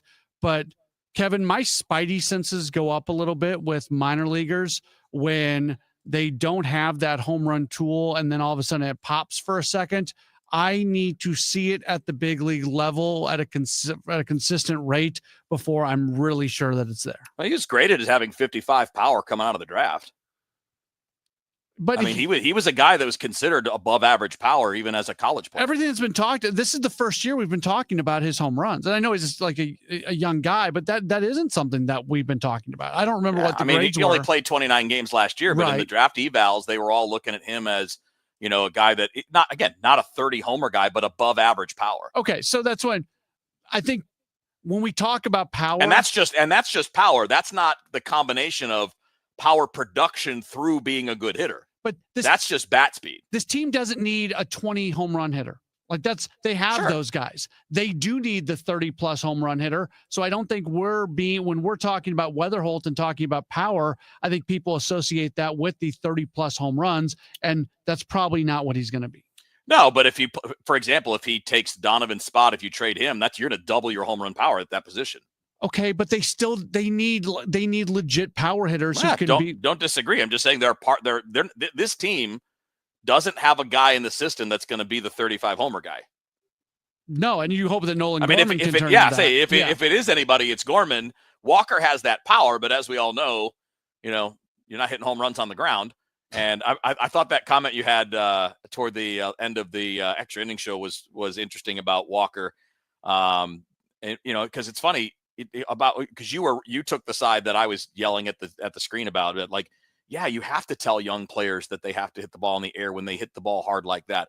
The primary difference between him and Junior Caminero is that Caminero pulls the ball in the air and doesn't strike out as much. Right. He makes more contact, but again, when he does, he pulls it in the air, which is why he's got 45 home runs as a rookie. Yeah, and that's not really. He's going to hit that. He's got 40 now, I think, but 38, 39, 40 now. But I mean, yeah, you got guys that can do it, but they haven't shown it yet, which is the hard part. But again, going back to Weatherholt, the narrative here recently, because of the home run binge that he's had at Memphis, I think people are starting to imagine this guy as being that legit middle of the order 30+ home run guy, and I don't think that's what he is. Well, I comped him to Chase Utley when he was coming out of the draft, so I clearly thought there was power before this. Sure. Now that's his ceiling. I'm not saying that he's that for sure, but I don't see any reason why he can't be a consistent 25 homer guy when you know the strike zone, make good swing decisions, and don't swing and miss a lot. I'm not arguing. So the power is not like raw power like Jordan Walker. The power is game power because of the hit tool. And this team is not going to be scoring runs at the rates that we want them to score runs until they find guys who are that raw power. 100%. JJ Weatherholt checks a lot of boxes. I'm really excited about him. I'm not convinced that's a box he checks. No, he's not that guy. Yeah. But he makes your power better compared to the guys that he could definitely step in for. But you're right. It's more than that. It's Gorman. It's maybe Walker, and it's maybe someone that we aren't thinking about now. Maybe in 3 years, it's Reynel Rodriguez. Adding some of that power. We'll see how that goes out. All right, buddy. Have a great sports open line, man. Looking forward to it. Matt, Pauley, and Kevin Wheeler here wrapping up the Redbird Rush Hour Sports Open Line coming up after the news on KMOX. Hello, fellow Missourians. This is your Congressman, Bob Onder. My top priority is serving you. Whether you need help with a VA claim, Social Security, Medicare, or any other federal issue, my team and I are here to cut through the red tape and give you answers. In the last 6 months alone, we have returned over $1 million to taxpayers. Call my office or visit my website, onder.house.gov, to learn more. Missouri is my home, and I'm honored to serve you in D.C. Paid for by official funds authorized by the House of Representatives. Start your day refreshed with a delicious breakfast. Classics like the sausage, egg, and cheese croissant, the ham, egg, and cheese biscuit, or the melty bacon, egg, and cheese grilled cheese. And get ready to really wake up because it comes with any small Red Bull of your choice, all for $5. Woo! Let's go! That's any breakfast sandwich. Plus a Red Bull for just $5. Yeah! QT. More than a gas station. You're listening to Leaf Filter Radio, and the guru of gutter protection himself, Chris Coonahan, is here to take your most pressing leaf-related questions. Hey, everybody, Chris here. I understand we have Ron on the line. Ron, where are you calling from? Uh-oh. Ron, are you calling from a ladder? Well, I was.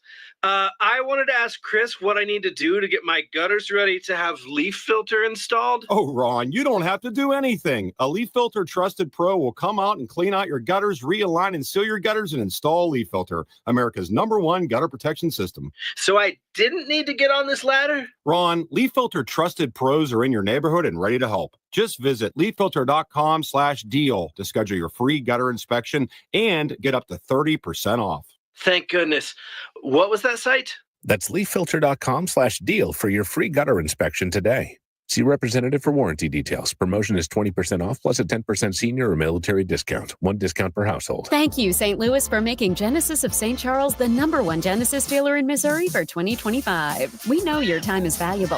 That's why every purchase comes with 3 years of complimentary Genesis service valet within 125 miles. We're closer than you think. That means complimentary vehicle pickup and delivery, plus a loaner vehicle at no additional cost. Or want something new? We'll bring the test drive to you. Visit genesisofstcharles.com today. Based on GMA sales records for 2024. See dealer for details.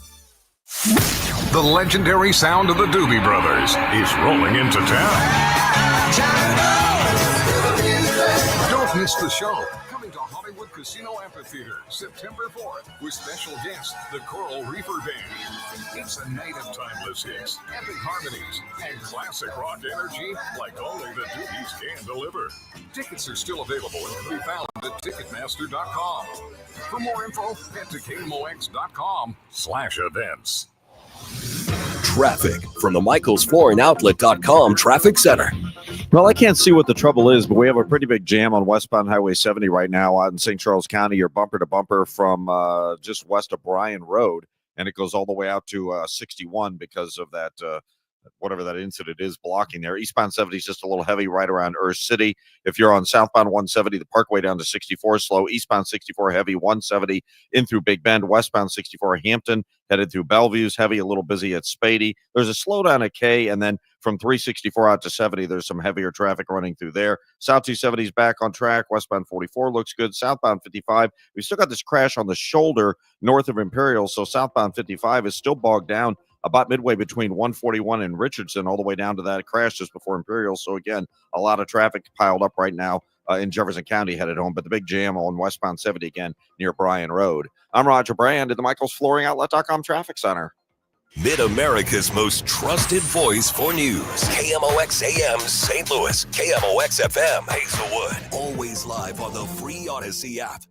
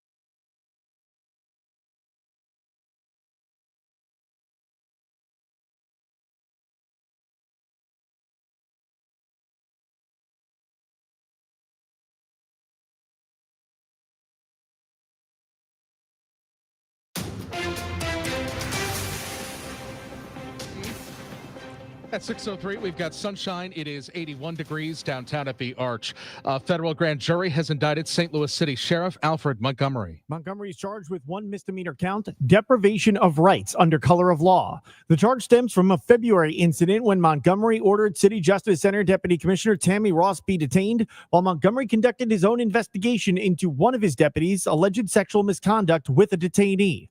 Montgomery's attorney, Justin Gelfand, says his client is innocent and evidence will set him free. So I asked this follow-up question. We've all seen the video. What evidence are you confident in will free him? There's no question that Missouri law gives the sheriff's office for the city of St. Louis the ability to enforce certain criminal statutes based on violations of criminal law. Montgomery's attorney did not elaborate about which statutes he was enforcing while having Ross detained. Sean Malone, KMOX News. Police in 4 counties are a step closer to getting a new training facility. St. Louis, St. Charles, Franklin, and Jefferson counties have approved a new regional law enforcement training center to be built.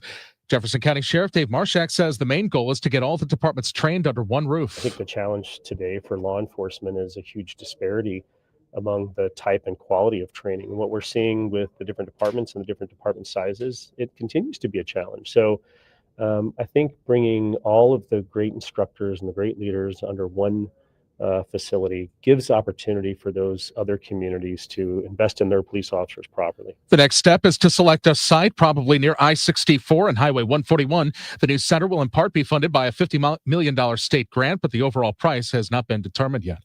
St. Louis County Executive Sam Page pleads not guilty today to felony and misdemeanor charges that he misused public funds. The indictment is related to a county-funded mailer about Proposition B sent out before the April election. The next court hearing is scheduled for September 23rd.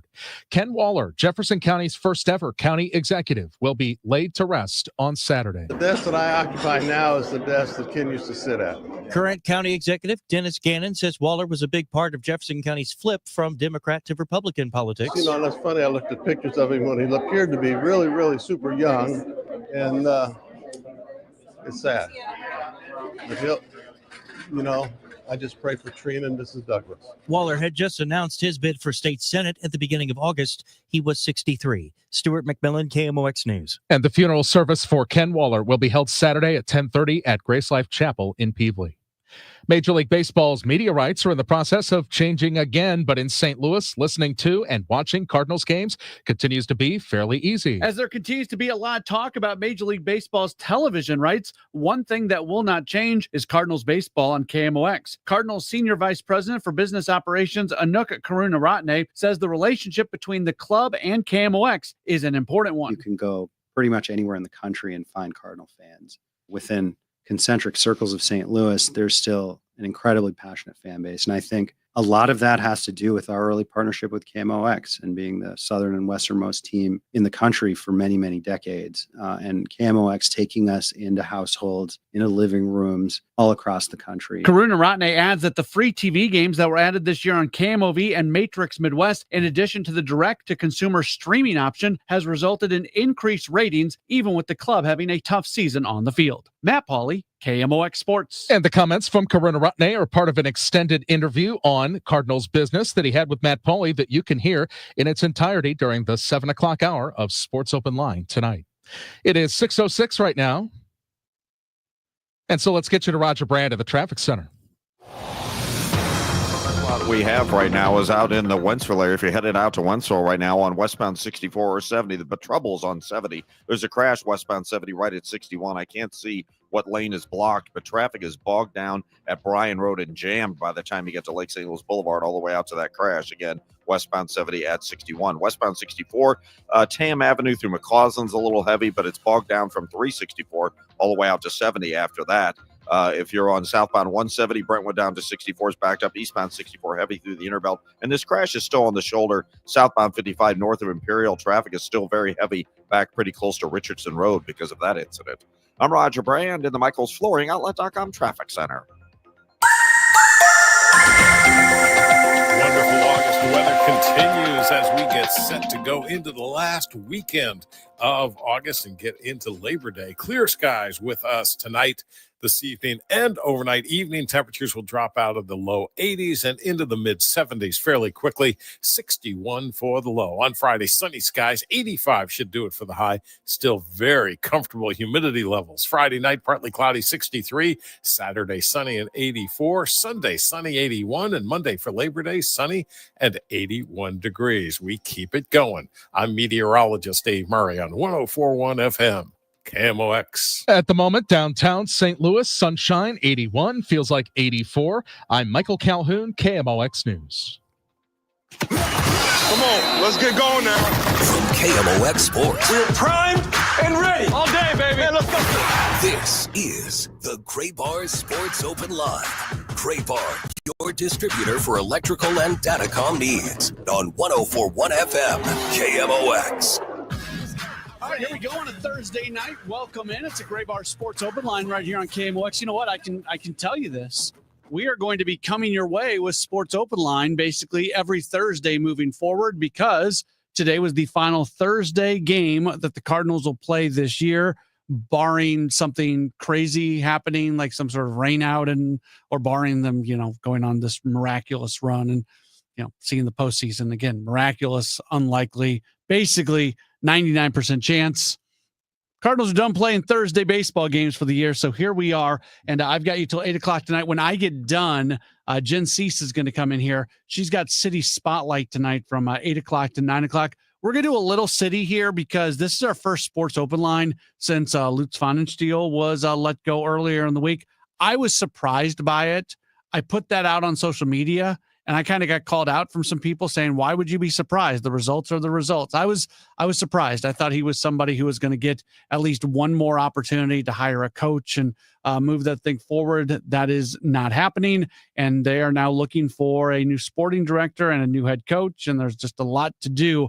So we're going to talk a little City before we get done today. Heath Pierce is going to join us. He's part of the team over at MLS, Apple TV and MLS Season Pass. We might, depending on timing, if Jen gets in here, we may try to get her for our final segment. But I'll tell you, the 7 o'clock hour is jam-packed. And I really, I'm not trying to beg you to be tuned in. That sounds pathetic. So that's not what I'm doing here.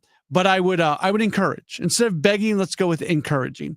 I would encourage you to be tuned in during the 7 o'clock hour, because I got the chance to talk with Anouk Karuntarante, and he is the senior vice president for business operations with the Cardinals. He's the guy who really oversees the day-to-day business operations, so everything non-baseball, and just what the Cardinals are trying to do. So yeah, we talk about attendance. Did not run away from the attendance issues. We talk about that. We talk about ticket prices, because there's been a lot of talk on social media about these exorbitant increases that are coming with season ticket prices. Well, there's also a lot of misinformation out there, and Nook shared with me what exactly is happening and their motivation on some of these things, and some of the tickets that are actually going to have prices reduced for next year. So we're going to get into that. Going to talk about the media situation with radio and TV. Just a lot of things to get into. Some of the things that they're trying to do moving forward from a fan perspective, fan entertainment perspective. So that I spent a lot of time with them. We talked for about 35 minutes. I was able to cut that up into about 3 segments. So the first 3 segments of the 7 o'clock hour are going to be in this interview. And I think you'd enjoy it if you're a Cardinals fan and kind of have a vested interest in what's going on over there. And I think most Cardinals fans, if you are a fan of a team, you have a vested interest in what's going on with the organization. So I would encourage you to be tuned in. So let's get started just after the 7 o'clock news here on KMOX. Wanted to make sure to have enough time to get that in. Bernie Miklasz is going to join us here in about 8 minutes or so. Cardinals win today. Good win. It was a fun game. It was an entertaining game. I said this to Kevin Wheeler earlier today when we were doing Redbird Rush Hour. Where I'm at right now, and I like to say, I try not to tell fans how to be fans. Every once in a while, if something's going on where a group of fans is doing something a little bit wacky, I'll say, hey, that's a little wacky. But I try to let fans be fans and take in the games and be a fan in any way that they want to do so. I'm not always successful in that endeavor, but that's always my goal and how I treat these things. But I would encourage you, I think the way that I look at it at this point, where there's there's not a lot to play for in terms of wins and losses because they're not going to be a playoff club, right? That's where they're at, barring something miraculous. And talking about miracles is not really the thing to do. So barring a miracle, this is not going to be a playoff club this year. What do you take away in the final month of the season? Do you just turn off the TV and turn off the radio because there's not a chance for postseason? I hope not. That's not what I would do. And what I would encourage people to do is enjoy the moments, because the moments can be cool. And sometimes the moments come from a team standpoint, and sometimes the moments come from an individual standpoint. Today was both. That game today was an entertaining game. It was a 4-1 win. There were a number of it was a clean game, a number of good defensive plays being made in the game, lots of good pitching on each side. Good to see Miles Michaelis have a little bit of a turnaround, and he put together a solid effort here. So there were good things that happened in the game. That's a moment that I enjoy. From an individual standpoint, I'm still a big believer that you can accomplish some things here in the final month when it comes to individuals, where they continue to progress and you continue to learn more and more and more going into the offseason and eventually going into spring training. But to see Thomas Saggese, and I talked about this in the post-game show, so I'm sorry that I'm repeating myself, but I know I'm catching a lot of new people right now as opposed to when I said this 2 hours ago. This was one of my favorite things about today. So yesterday the Cardinals lose, and Ollie comes up and does his post-game media conference, and he says, I know this isn't what people want to hear after a loss, but I was really happy with what Thomas Saggese did, drawing 2 walks. So Ollie saw they've been working with Saggese on pitch selection or swing decisions, what pitches to swing at. And he drew 2 walks yesterday. So that was very much improvement. That was Saggese taking the things that he'd been working on and being able to do something with it and draw 2 walks. They lost yesterday's game, but Ollie and everybody else can be happy that this thing that they are working on, they saw direct results on. And then we fast forward to today, and what happens? So Saggese takes another step forward, and he has the 2-for-3 day, and he has the biggest hit of the game when he has a double that drives in the go-ahead run in the 7th inning. So that's a moment that I can be really happy to see, that we see that progress from Saggese. I can be very happy for a Jordan Walker hitting that home run. So that's how I view things. And if you want to enjoy watching, listening, paying attention to the Cardinals between now and the end of the season, when a playoff run is not likely, well, then being able to enjoy those moments, for me at least, I think is a healthy way to do it. We'll take a break, and when we return, we're going to talk with Bernie Miklasz. We'll get his thoughts on where the Cardinals are right now after a good win today. We'll do that coming up in just a moment here on a Gray Bar Sports Open Line on KMOX. This is the story of the one. As a safety manager at a manufacturing plant, he does everything he can to keep his coworkers safe. From finding ways to reduce risks to keeping safety supplies in stock. And for that, he relies on Grainger. Grainger offers a broad range of quality products and next-day delivery, so he can always play it safe.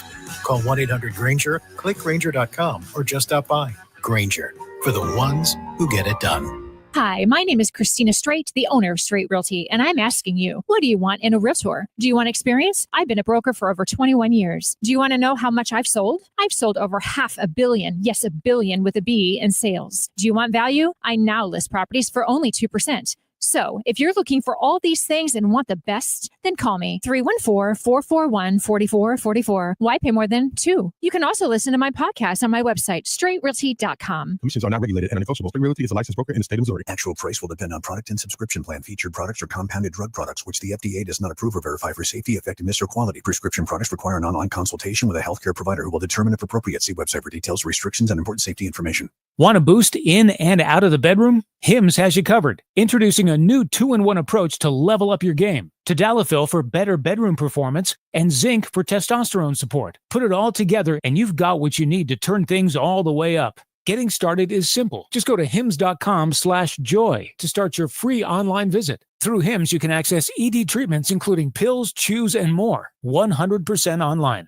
No office visits, no pharmacy lines. Just fill out a simple intake form and a licensed medical provider will determine if treatment's right for you. If prescribed, it ships free and discreetly to your door. Find affordable treatment options at up to 95% less than brand names at hims.com/joy. That's hims.com/joy, HIMS.com/JOY. Hey guys, Kevin Wheeler here for FanDuel, America's #1 sportsbook. And FanDuel is coming to Missouri. So on December 1st, you'll finally be able to bet on all your favorite teams in all your favorite sports. And with FanDuel, there are just a ton of ways to get in on the action.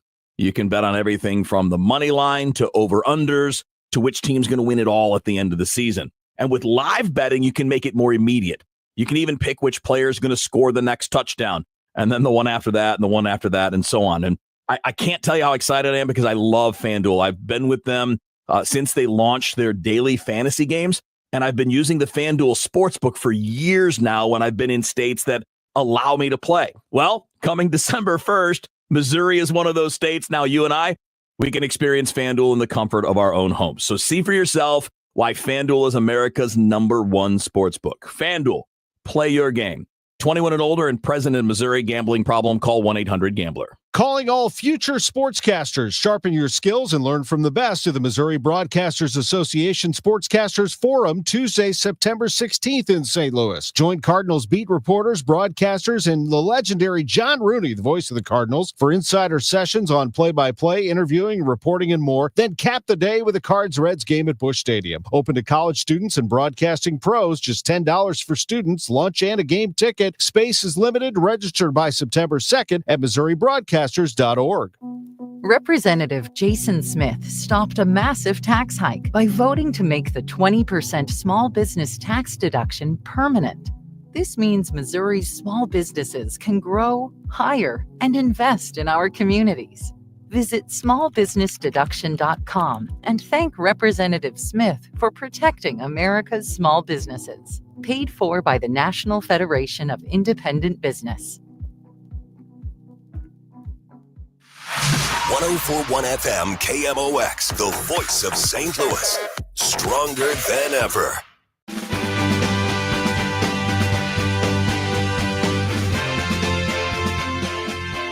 It's Graybar Sports Overline right here on KMOX. We've got a lot coming up on the program. Again, during the 7 o'clock hour, we've got about a 35, 40-minute conversation with Anouk Karuntarante. He is the Senior Vice President of Business Operations with the Cardinals.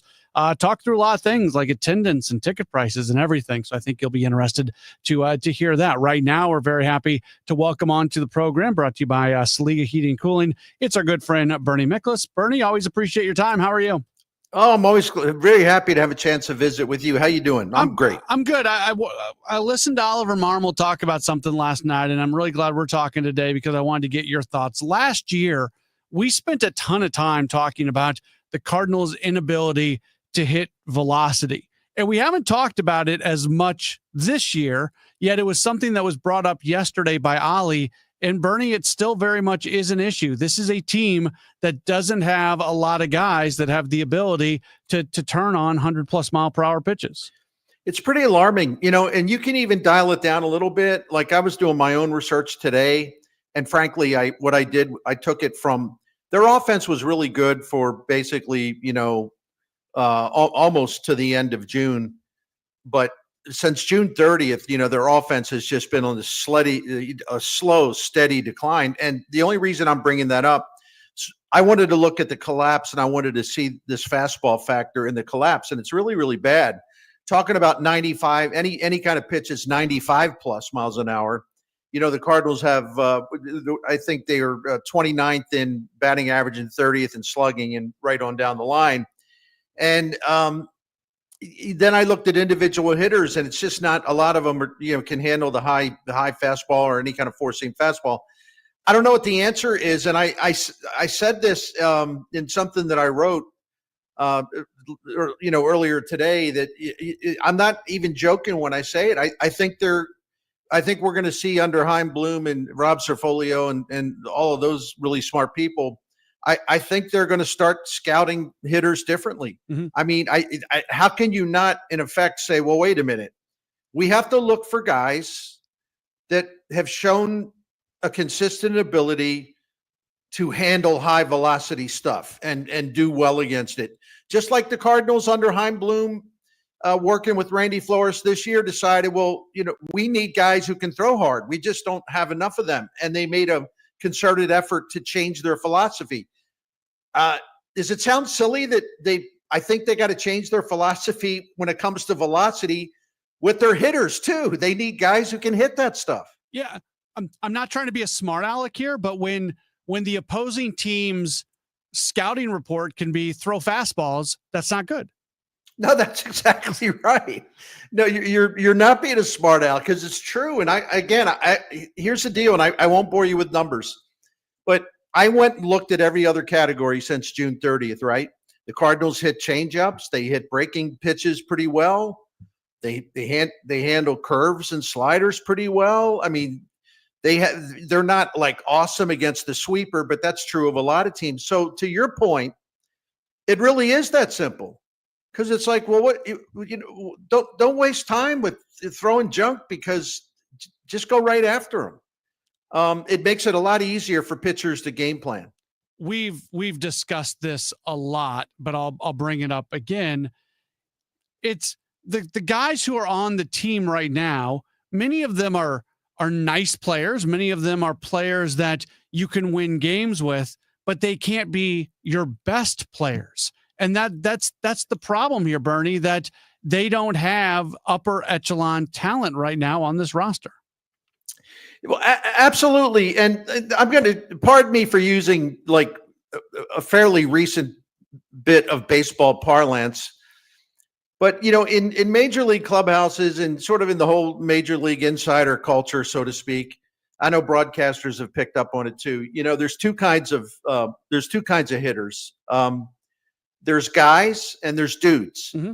And guys are, and this is to your point, guys are major league players. They're regulars. They're solid. They're average, maybe a little bit above average.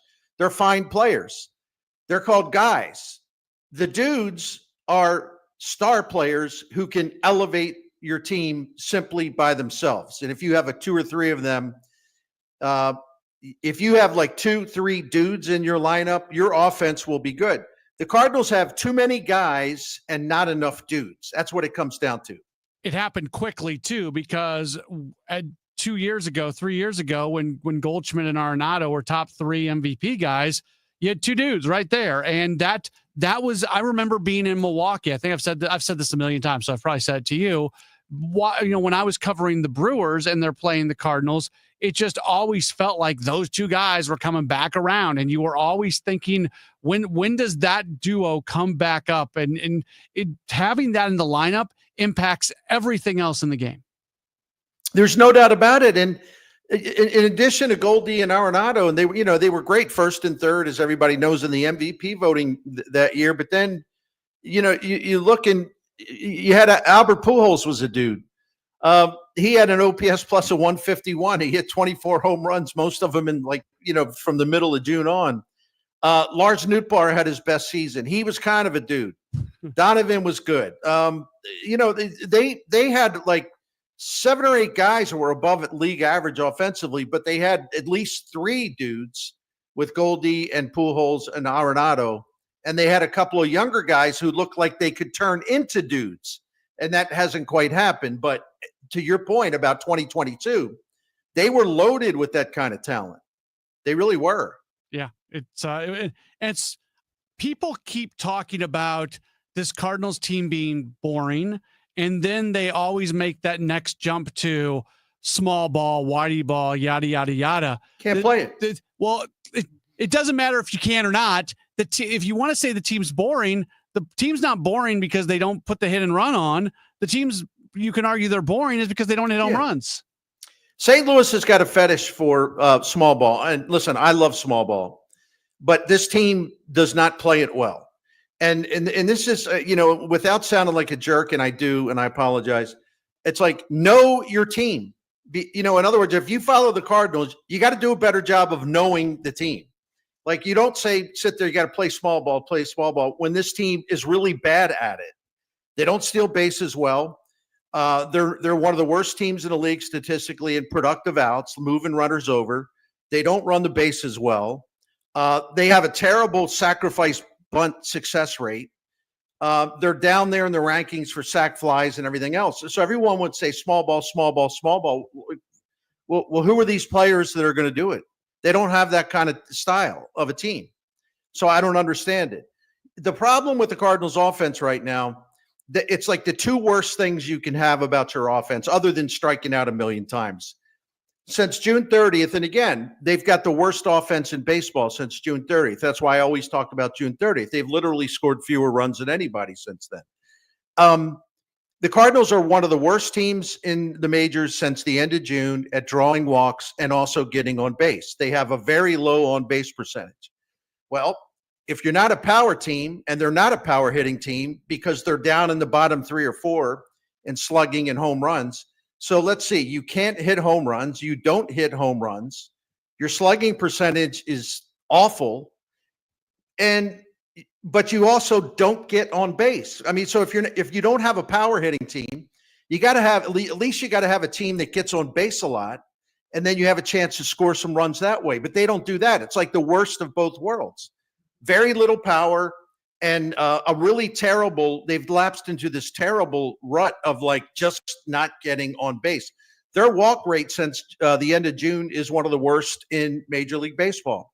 So how are you going to score runs if you can't put people on base consistently and you can't hit for power? Where are the runs going to come? I guess the answer is they're not, which is why the Cardinals have scored fewer runs than anybody since the end of June. Did you see the thing where AJ Przinsky on Foul Territory recanted a conversation he had with Ollie where he said the agents are telling the players not to steal bases? Yeah, I didn't know what to make of that. Yeah, I didn't know either. And it kind of is connected to what we were just talking about, but it does seem like is it only Cardinals players, agents that are saying that? Because it does feel like there are more stolen bases for other teams. I think the Cardinals have been trying to steal more often. And I'm not ready to, declare them, like the Whitey Herzog Cardinals of, 1982, 85, 87. But I think the Cardinals have picked up the pace a little bit, stealing bags. But that's still not their strength. Just because they're stealing a little more, it doesn't mean they're great at it. But I do think they need to try to kick up some dirt a little bit. But how do you do that if you don't have a team built to do that? And so that's why I think we're going to see an aggressive roster makeover. And I'm not saying it's going to happen in one off season. You can't have a team that can't hit fastballs, that can't hit for power, that can't draw walks and get on base at a high rate. I mean, that's basically a dead offense. That is a dud offense because you don't have any real strength. He is Bernie Miklasz. You hear him all the time here on KMOX, not just on this show, but on Redbird Rush Hour and Gas House Gang. He's part of the team over at STL Sports Central. Daily written content. If you're not reading his daily Cardinals column, Redbird Review, you're missing out because it's great stuff. And he puts a lot of work into it, I know, because I see all the numbers he looks up. And it's a great resource for Cardinals fans out there. Bernie, we appreciate your time, and we know you wouldn't be here without the help of the good folks over at Saliga. Yeah, I love Saliga Heating and Cooling, and I sincerely mean that. This family has owned the business, the Saliga family, since 1927, 4 generations.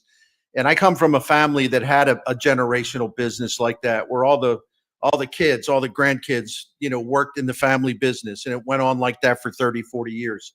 I worked in the family business. It means a lot when your name is on the sign and your last name is on the vans and your last name is everywhere. I mean, you've got to take pride in that, and it makes you better at what you do in terms of treating the customers right. So I can relate to the Saliga family very well. And I bond with them in a lot of ways. It's because sometimes you don't know when it comes to heating and cooling, and this is a Daikin Comfort dealer. Sometimes if you never had to call anyone, you're not sure who you can trust. I'm here to tell you the Miklasz family has been calling Saliga for 17 years. And they set the standard for honesty, integrity, their knowledge, their professionalism, their prompt service. When they come into your home, they're classy. They have never sell us the most expensive thing to solve a problem. They look for less expensive solutions. And they will never have tried to take advantage of us or sweet talk us into something more expensive, something we didn't need. They play it straight, and they're as honest as you could possibly dream of. And that's why we love Saliga Heating and Cooling. One more thing before I go.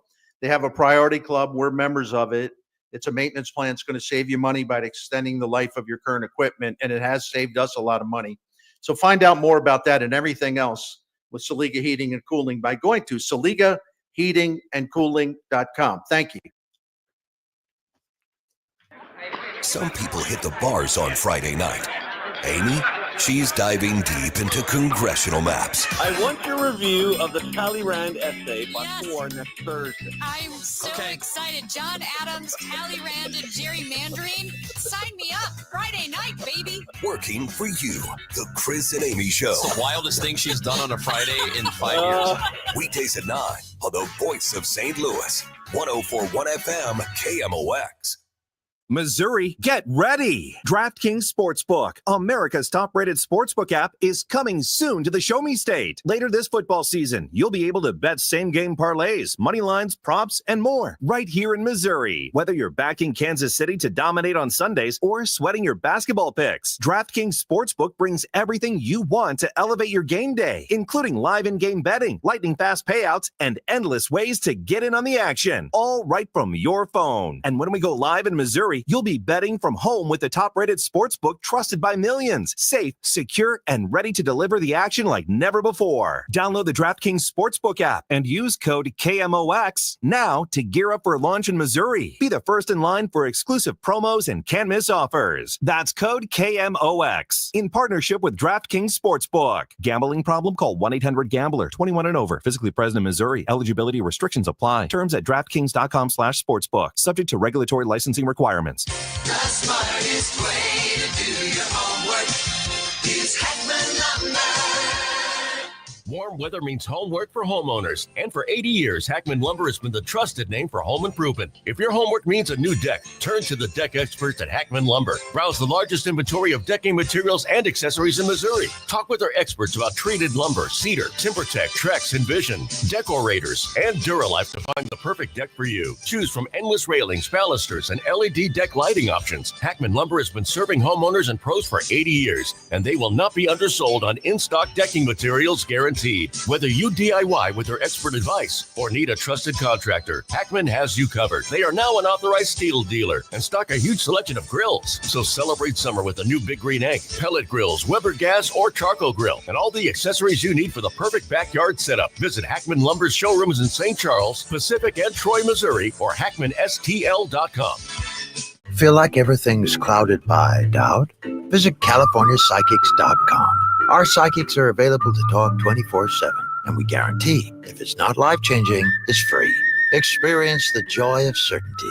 California Psychics. We asked parents to share their journey of adopting teens. They changed who I am because I can't see life without them in it. Visit adoptuskids.org to learn more. Brought to you by Adopt US Kids, the U.S. Department of Health and Human Services, and the Ad Council. I'm Ed Evans, CEO of Consumer Cellular. We're dedicated to serving people 50 and up, like me. Our needs are different. Big Wireless wants us in an unlimited plan, but if you're not using all that data, you're probably getting used. At Consumer Cellular, we're focused on affordable, reliable plans, including data that suits your needs, not ours. Our plans start at just $20, and you'll get the best customer service in the business. Call 1-888-FREEDOM, visit consumercellular.com/facts or a store near you. Plans include $5 credit for auto pay and e-billing. See site for additional facts. Paul's new drone startup just lost its most genius computer scientist. We just lost our best genius to some new genius who's got a genius new idea. I'm going to have to find a new genius or two have geniuses and fast. He needs a computer scientist that can keep his startup from falling down. I need Indeed. Indeed you do. When you sponsor a job on Indeed, it's easier for talented candidates to find it, which makes it easier for you to hire them. Visit Indeed.com/credit and get $75 towards your first sponsored job. Terms and conditions apply. Did you know you can get your prescriptions for less at your local pharmacy? You can with GoodRx. It's the free app that can save you money on your medications. Just search for your prescription, choose the pharmacy and the price that works best for you, and then show your GoodRx coupon to your pharmacist at the drop-off counter. GoodRx works at over 70,000 pharmacies, including Walmart, Rite Aid, and Walgreens, and it works whether you have insurance or not. It's easy to save. Next time you drop off your prescription, check GoodRx. To start saving today, go to GoodRx.com. GoodRx is not insurance. Cards manager Ollie Marble joins the Gas House Gang every Tuesday at noon.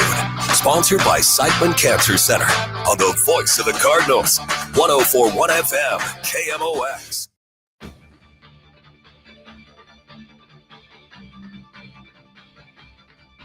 Back at it on the Gray Bar Sports Open Line. My name is Matt Pauley. Great to have you with us. We are efforting right now Heath Pierce from Apple TV and MLS Season Pass. A guy who played MLS soccer, played a number of years, also played in Europe as well, and he's going to be part of the broadcast. So we hope to be able to get him with us in just a few minutes. It's really been our first opportunity to talk about City since the firing, the moving on from Lutz Pfannenstiel, their sporting director, and now so many things are in flux here at the moment, and don't completely know what it's going to look like. We do know that they are en route to missing the playoffs once again this year. They're going to match up against Houston coming up in a game that's going to be on Saturday. With that, happy to welcome on to the program, again, part of the team at Apple TV and MLS Season Pass. He is Heath Pierce, and he joins us right now. Heath, thanks so much for taking some time with us today. How are you? I'm doing all right. Thanks for having me. Hey, what was your initial reaction when you heard that City had moved on from Lutz Pfannenstiel? It wasn't surprising for me. I think, Lutz had done a great job of building the foundation for the club, but the results ultimately, when you go through coaching changes, if they don't improve, ultimately you have to keep going upwards. And so for me, it felt like a project that he had done really well to build, and perhaps it was time to transition to the next phase of the future of the club. Some people ask about the timing. Was this something where he'd done work going into the transfer window, and if you make the move, say the same time that you move on from Olaf Melberg, well, then you might be a little bit behind in terms of what you want to do in the transfer window. So waiting for that is maybe the reason that they chose the timing that they did?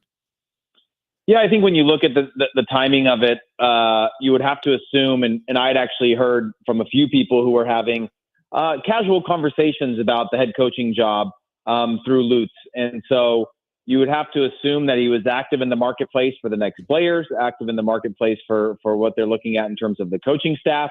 And so as an ownership group, my only assumption is that, you have to make a decision on, is this the right guy for our future to, help us bring in the next coach that's going to get us the results that we want, to build the team that we want.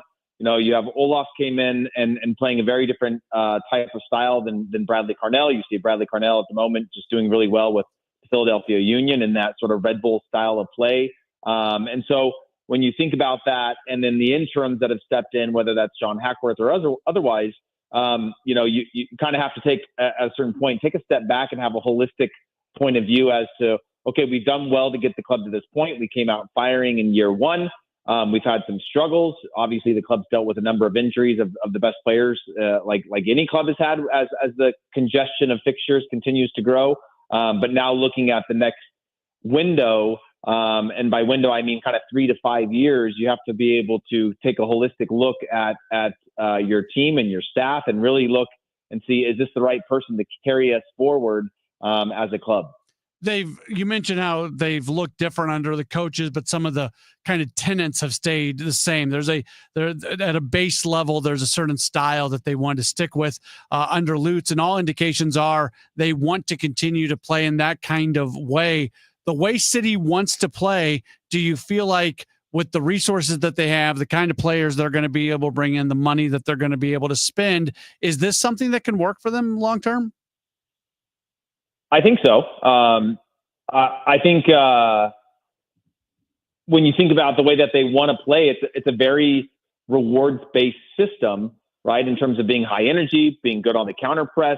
I had a chance to talk to interim coach David Critchley today, and he mentioned sort of the iteration of the team and the buy-in and the belief. He made some changes the moment that he came in that are a little bit different than Olaf Melberg, but based on the same, similar principles. So not a revolution, but an evolution of where they were at and getting buy-in. And obviously, one of the points that he made was, the whole world sees 90 minutes every week, and they don't actually see the work or the progress that's happening within the team. They see the 90 minutes, and then they see ultimately the team more often than not on the bad side of the results. But you've seen an increase in scoring, an increase of, I think, predictability. And so when you think about a personnel-based system, you have to have that buy-in across the board, especially in the modern game. If you have one or two players that aren't bought into, whether that's the pressing game or how you want to build up, it breaks down pretty quickly. And so I think things seem to be moving in the right direction, I think, in terms of the buy-in and what the club stands for. And then the next part is now bringing in, the next phase of players into the offseason, into the next year, that can continue to bolster the squad and continue going down the direction of how the club ultimately wants to play within the DNA that it's built over the last couple of seasons. I don't want to spend too much time looking back, but that the loss against Vancouver was very much marred from a City standpoint by a call that City fans were not happy with that led to a penalty kick. And I know you saw the video. What are your opinions on that? Was there's some people who are adamant that was a correct call, that there was contact. Other people believe there was zero contact whatsoever. Where do you stand on the way that went down? Yeah, for me, I think there's contact. I think circumstantially, though, a feel of the game, you have a player running away from the goal, you have incidental contact. No one would ever in their right mind at that point in the game try to bring down a player. It's an unfortunate one where you leave it to ultimately the feel of the officials. I feel in that moment, St. Louis City were hard done in that call. It's unfortunate. I think it's a little bit unfair given at that moment in time. And so, of course, we're seeing this more often. Anytime you have a chance to break down something over and over again, it's very easy to go to like letter of the law. Like, yeah, of course he didn't mean to trip him, but he tripped him, or there was contact there. And I feel, in my opinion, when I look at the circumstances surrounding the goal, right, the movement of the attacking player moving away from the goal, working away in a sense that never really in a threat. He's not in contact of the ball. He's running away from the box. Those types of things, I think, in the way that I see the game, need to be taken into account before making a decision like that. And I feel like St. Louis got drew the short stick on that one. We're talking with Heath Pierce. From an officiating standpoint, in addition to playing in MLS, you were all over the place. You were in Europe, of course, a big part of the U.S. men's national team for a pretty long time. Is there anything about the way MLS soccer is officiated that you feel is different from either national soccer or also what's going on in Europe? No, I think it's a universal issue that every league feels like it has certain strengths within their officials, certain weaknesses. I think implementing a number of the technologies that are coming in. We saw the video offside line in Leagues Cup. Having VAR, I think is better than not. But sometimes ultimately they get it wrong, and I think you can have an entire sway or crew of people that feel a certain way, and obviously it's always ends up being a lot of times when you go to review it can end up being a very subjective choice of a conversation amongst officials. This is a recommendation, this is what we think, and it comes down to that center official having to make that tough decision. And in a circumstance like that, again, when I peel back all of the layers of what I saw, I just feel like it was the wrong decision. City SC playing host to Houston on Saturday night. You're do on the call this matchup, right? Do I have that correct? Okay. Have you been to Energizer Park yet? I have. About 2 seasons ago, got greeted with some great food in the booth, from local vendors. Had a great experience. The city, I like the energy of the city, and then obviously the atmosphere is absolutely phenomenal. What is your key? Is these two teams matched up about a month and a half ago, right at the end of June, and it was a very, very tight match. Houston scored the only goal of the match. What's the key here for City as they try to find a way to get a win on what's been a very emotional week for this team? Well, I think it's about discipline, right? You saw, you take away that goal from Vancouver, but it's still those late goals against. I think, getting into dangerous spots more consistently is a theme that's trending in the right direction. Scoring more goals is trending in the right direction for St. Louis.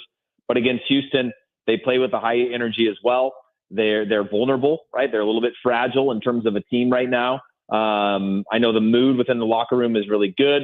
I think when you get to this point of the season, especially for Houston, who have a much closer but still a distant picture of reaching the playoffs, it becomes very clear what the objective is, right? They have to come to St. Louis and they have to leave with all 3 points. And that can either be a strong positive of momentum to ride that energy for Houston, or St. Louis can look at it a different way and say, hey, if we're disciplined in the right ways, eventually Houston has to take chances that we might not otherwise have to take, that are going to leave them exposed or vulnerable for us to be able to capitalize on.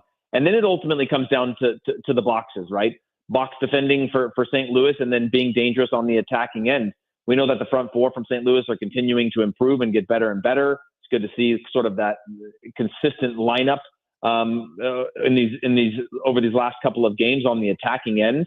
But it's just about having that ruthless mentality in front of goal. I think this game does get, it's going to come down to transitions of who can sort of capitalize on transitions where one of the two teams is exposed, but it's still going to come down to box defending and box attacking. And I think who can be more efficient in that is going to get the better of this game. Heath Pierce, he's part of the team with MLS Season Pass on Apple TV. If you don't have it yet and you're a soccer fan, I don't know what you're waiting for. Their presentation of the game is absolutely spectacular. They provide every single minute of MLS soccer for you, plus studio programming, other features. It is really, really good, and you should check it out for yourself. Heath, appreciate the time. Enjoy your time in St. Louis, and we'll talk again down the line. Thank you so much for having me. Very good. That's Heath Pierce joining us on the program. We'll take a break. We'll come back. We'll wrap up hour number 1 of the program and get you set for a cool interview that's going to be coming up during the 7 o'clock hour. It's Gray Bar Sports Open Line on KMOX. Calling all future sportscasters. Sharpen your skills and learn from the best of the Missouri Broadcasters Association Sportscasters Forum, Tuesday, September 16th in St. Louis. Join Cardinals beat reporters, broadcasters, and the legendary John Rooney, the voice of the Cardinals, for insider sessions on play-by-play, interviewing, reporting, and more. Then cap the day with a Cards-Reds game at Busch Stadium. Open to college students and broadcasting pros. Just $10 for students, lunch, and a game ticket. Space is limited. Register by September 2nd at Missouri Broadcasters. I'm John Morgan of Morgan & Morgan. If you've been injured in a car accident, call America's largest injury law firm. For over 35 years, my mission has been to deliver more for our clients, to deliver more for you. Injured? Visit forthepeople.com for an office near you. Now that I'm a dad, I can't stop thinking about what would happen to my kids if something happened to me, like losing the house or not affording college. Yeah, that used to keep me up at night too. It's why I finally got life insurance from Ethos. It's 100% online. No medical exams, just a few health questions. I got $2 million in coverage for around $2 a day. I never realized it was that simple. Get your free quote at ethos.com/life. That's ethos.com/life. Rates may vary. Bill monthly. Sample rate 10-year term life policy for a 35-year-old healthy non-smoking male. I'm Ed Evans, CEO of Consumer Cellular. We're dedicated to serving people 50 and up like me. Our needs are different. Big Wireless wants us in an unlimited plan, but if you're not using all that data, you're probably getting used. At Consumer Cellular, we're focused on affordable, reliable plans, including data that suits your needs, not ours. Our plans start at just $20, and you'll get the best customer service in the business. Call 1-888-FREEDOM, visit consumercellular.com/facts or a store near you. Plans include $5 credit for auto pay and e-billing. See site for additional facts. It's coming. I cannot wait. FanDuel, America's #1 sportsbook, is coming to Missouri December 1st, and you will be able to bet on all your favorite teams and all your favorite sports. Couldn't happen at a better time of the year. You got pro and college football, basketball, you've got hockey. It's all going on. And with FanDuel, all kinds of ways to get in on the action. You could bet the money line, over under, bet the spread. You could even bet the futures. How about MVP or who's going to win the championship or just make it to the playoffs? All of that is there for you to bet with FanDuel. Plus, with live betting, you can even pick which player is going to score the next touchdown and the touchdown after that. I love to live bet when the game is happening. It's a lot of fun. And with the downloaded FanDuel app on your phone, you can do it now and get used to it because the app is going to be available to use live in Missouri in December. See for yourself why FanDuel is America's #1 sportsbook. FanDuel, play your game. 21 and over, present in Missouri. Gambling problem? Call 1-800-GAMBLER. For all station contest rules, go to KMOX.com/rules. Welcome back to the Gray Bar Sports Open Line. Once again, Matt Pauley on KMOX. Wrap up hour number 1 of the program. Here's what's coming up in hour number 2. Most of the hour is going to be spent with Anuka Karuntarante. He is the Senior Vice President for Business Operations for the Cardinals. We're going to talk about the business side of the organization, and that's just about everything. Yeah. we get a million messages about attendance and ticket sales and things like that. And even though that's not my favorite thing to talk about, we indeed are going to touch on that and a few other things as well. So hopefully you stick with us through the 7 o'clock news. What's on Deck is presented by Chesterfield Fence and Deck. The sign you have the very best, chesterfieldfence.com. Cardinals are set to open up a 3-game series in Cincinnati against the Reds. Kind of a weird schedule quirk where they're home all week. They roll out for a quick weekend, and then they're going to be right back at it at home coming up on Monday afternoon. If you blink, you're not even going to notice that the team is on the road, but they do play a 3-game series, and that's going to be against the Reds, and that's going to start coming up tomorrow, a 5:40 first pitch. That means our coverage tomorrow begins at 4:45. This upcoming series, the starting pitching interests me. The Cardinals list Matthew Liberatore, Michael McGreevy, and Andre Pallante. After Palante's last start, when I listened to Oliver Marmol in his postgame, I thought to myself, there's no way Pallante makes his next start. You know what? Exact same thing happened to me earlier this year with Eric Fedde. Fedde had a terrible start. I listened to Oliver Marmol, and I said, there's no way he makes his next start. I said it on the postgame show, and lo and behold, he made his next start. I'm not trying to, I can be wrong. That's fine. I'm not worried about that part of it, but digging in a little bit on this, and I'm going to sound arrogant when I say this. I'm really not trying to sound arrogant. Like, I've been around long enough to know like the keyword, the tag words that are used when decisions where a guy's probably not going to make his next start. Right. And now, maybe Pallante does not make the start on Sunday. Maybe they've just got him in the rotation right now because they're not ready to make an official declaration, and that could be. But he could also make his next start. I find it to be very interesting that words are said this year after games that make you believe that somebody is not going to be still in the rotation, and then all of a sudden they're still in there, and it makes me wonder where the decision-making process is coming from. I have a lot of questions about this, but yeah, so watching Pallante on Sunday, if he is in there, is interesting to me. And then what's going to happen with Matthew Liberatore is also something that he's a guy who's having a hard time holding velocity. And that's the main thing. And I don't think it's building back quite the way they wanted it to build back. And that's where he's at right now. Okay, so we have just a moment or so left here in the program, not the program, the first hour of the show, excuse me, as we're, again, Anouk Karuntarante is going to be our guest in the 7 o'clock hour, and we hope to be able to, we hope that you enjoy the conversation, because I think it's going to be, for you, it's a good opportunity to get a look inside the business operation of what's going on with the Cardinals. So that's coming up in just a few moments after the 7 o'clock news right here on KMOX. You're listening to Leaf Filter Radio, and the guru of gutter protection himself, Chris Coonahan, is here to take your most pressing leaf-related questions. Hey, everybody, Chris here. I understand we have Ron on the line. Ron, where are you calling from? Uh-oh. Ron, are you calling from a ladder? Well, I was. I wanted to ask Chris what I need to do to get my gutters ready to have Leaf Filter installed. Oh, Ron, you don't have to do anything. A Leaf Filter Trusted Pro will come out and clean out your gutters, realign and seal your gutters, and install Leaf Filter, America's #1 gutter protection system. So I didn't need to get on this ladder? Ron, Leaf Filter Trusted Pros are in your neighborhood and ready to help. Just visit leaffilter.com/deal to schedule your free gutter inspection and get up to 30% off. Thank goodness. What was that site? That's leaffilter.com/deal for your free gutter inspection today. See representative for warranty details. Promotion is 20% off plus a 10% senior or military discount. One discount per household. Hey guys, Glover here for my friends at Cantor Injury Law. So as you know, I'm a lawyer, haven't practiced in a long time, but I did plaintiff's work and defense work, so I have a pretty good understanding of it. I have a pretty good idea of who's who in the firmament of plaintiffs, attorneys. And for my money, Mark Cantor is the guy. He's a great attorney. He is a great practitioner. He's put together a great team. He was born and raised here. He lives here. He works here. He wins here. Call 314-628-ALL-9s or CantorInjuryLaw.com. The choice of a lawyer is an important decision and should not be based on advertising. Thank you, St. Louis, for making Genesis of St. Charles the #1 Genesis dealer in Missouri for 2025. We know your time is valuable. That's why every purchase comes with 3 years of complimentary Genesis service valet within 125 miles. We're closer than you think. That means complimentary vehicle pickup and delivery, plus a loaner vehicle at no additional cost. Or want something new? We'll bring the test drive to you. Visit genesisofstcharles.com today. Based on GMA sales records for 2024, see dealer for details.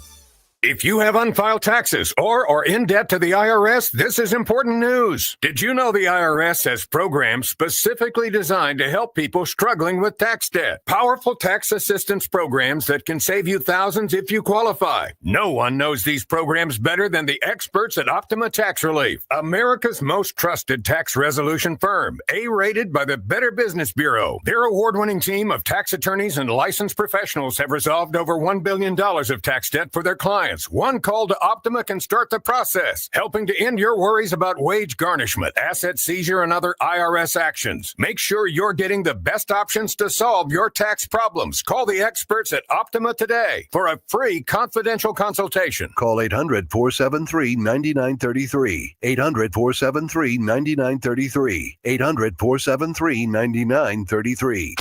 Optima Tax Relief. Some restrictions apply. For complete details, please visit OptimaTaxRelief.com. You're listening to Leaf Filter Radio, and the guru of gutter protection himself, Chris Coonahan, is here to take your most pressing leaf-related questions. Hey, everybody. Chris here. I understand we have Ron on the line. Ron, where are you calling from? Uh-oh. Ron, are you calling from a ladder? Well, I was. I wanted to ask Chris what I need to do to get my gutters ready to have leaf filter installed. Oh, Ron, you don't have to do anything. A Leaf Filter Trusted Pro will come out and clean out your gutters, realign and seal your gutters, and install Leaf Filter, America's #1 gutter protection system. So I didn't need to get on this ladder? Ron, Leaf Filter Trusted Pros are in your neighborhood and ready to help. Just visit leaffilter.com/deal to schedule your free gutter inspection and get up to 30% off. Thank goodness. What was that site? That's leaffilter.com/deal for your free gutter inspection today. See representative for warranty details. Promotion is 20% off plus a 10% senior or military discount. One discount per household. News, talk, cards. KMOX AM St. Louis. KMOX FM Hazelwood. Always live on the free Odyssey app.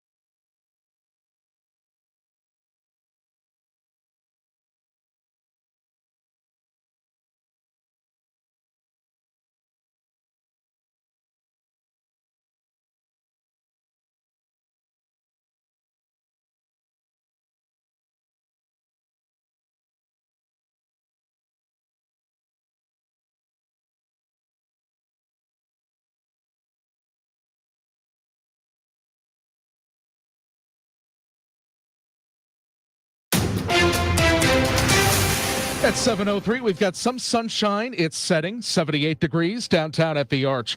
St. Louis City Sheriff Alfred Montgomery has been indicted by a federal grand jury on a misdemeanor count of deprivation of rights under color of law. The charges come after Montgomery ordered the deputy commissioner of the St. Louis jail be allegedly detained. Attorney Justin Gelfand, speaking on Montgomery's behalf, maintains his client's innocence. We believe that the evidence will free him, and we look forward to representing him in this case. Montgomery has agreed to not possess a firearm while the criminal case plays out, but his attorneys say they will appeal. St. Louis County Executive Sam Page pleaded not guilty today to felony charges that he illegally used public funds for a political mailer. The indictment claims Page used taxpayer money to campaign against Proposition B, a ballot measure that would have limited his power to appoint department heads. Page's office has maintained the mailer was legal and intended only to educate the public. The next court hearing is September 23rd. While some Cardinals season ticket prices will go up next season, there is also a fair amount of misinformation about the pricing. Cardinals season ticket renewals have been sent out, and there's been a lot of social media chatter about ticket prices. Based on some postings, it would seem as if price increases are extreme. But Cardinals Senior Vice President for Business Operations, Anouk Karunaratne, says that's not the case. And in fact, many seats have had price decreases. The average season ticket price increase across all price scales is around 2.5%. So that's the average. Nearly a third of our seating locations have either no price increase or have decreased in price. And that's the first time we've significantly decreased prices. Karunaratne also says the club is implementing a payment plan option for the first time ever. Matt Pauley, KMOX Sports. And you'll want to hear Matt's extended conversation with Karunaratne coming up during this hour of Sports Open Line on KMOX. The national average price for a gallon of regular unleaded is $3.21. Which affects you if you're one of the millions traveling this weekend. Missouri's average is lower, $2.87. In fact, gas is 18 cents cheaper overall compared to last year. Hotels are 2% cheaper. Airfare is 8% more expensive. So where's everybody going? AAA reporting the most popular destination is Seattle, followed by Orlando, New York, Boston, and Anchorage, rounding out the top 5. Beth Coughlin, KMOX News. Forecast from Dave Murray. Clear sky overnight, low 61. For Friday, sunshine, in control, 85. And for Saturday, 84. Sunday and Monday, 81. Right now, downtown at the Arch, we've got 78 degrees. I'm Michael Calhoun, KMOX News. Welcome back to the Gray Bar Sports Open Line. Once again, Matt Pauley on KMOX.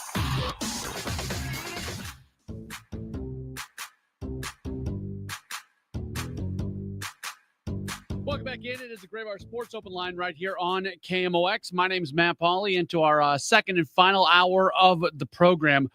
The vast majority of this hour is going to be me playing for you a conversation that I had earlier today with Cardinals Senior Vice President for Business Operations, Anouk Karunaratne.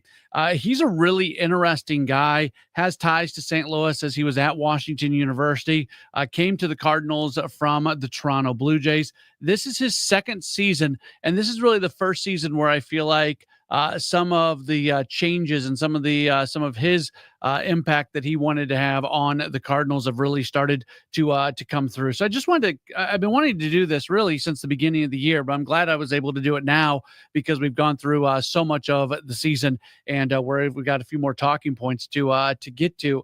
But I've been wanting to talk to him for a while and kind of talk about the business operation of the Cardinals and where things are at, because there's so much to talk about, whether it's attendance and ticket sales and the media stuff going on, TV deals, all that. It really falls under his purview. So we'll get this thing started. And the first thing that I talked to him about is just what it's been like for him over the last really year and a half or so as he spent much of his first season observing. And then this has been the year where things that he's wanted to put in place have really started to indeed be put in place. Yeah, that's right. I think I was on the ground here in mid-February, so pretty close to opening day, probably too close to try to change anything at that point. So coming in, my focus was listen, learn, observe, and really try to understand, the strengths and the uniqueness of this organization, of this market, but also to just have a third-party perspective on what some of our opportunities might be, what some of our challenges are, and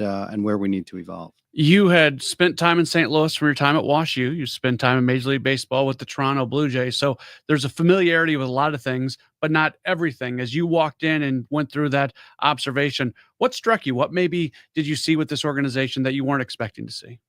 I don't know that I wasn't expecting to see it, but the things that stand out to me, I mean, this is such a strong baseball market, even though, right now the media coverage is, maybe suggesting otherwise. I think we have one of the strongest fan bases, if not the strongest, in the country. It's a regional fan base. It's a generational fan base, certainly different from the environment I came in from in Toronto, which that franchise is, less than 50 years old.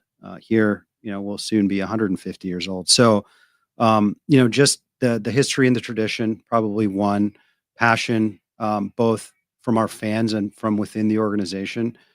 You can tell how much people care and how much it means to them to wear the birds on the bat on their, not the uniform personnel, but from our staff, and that level of care shows through.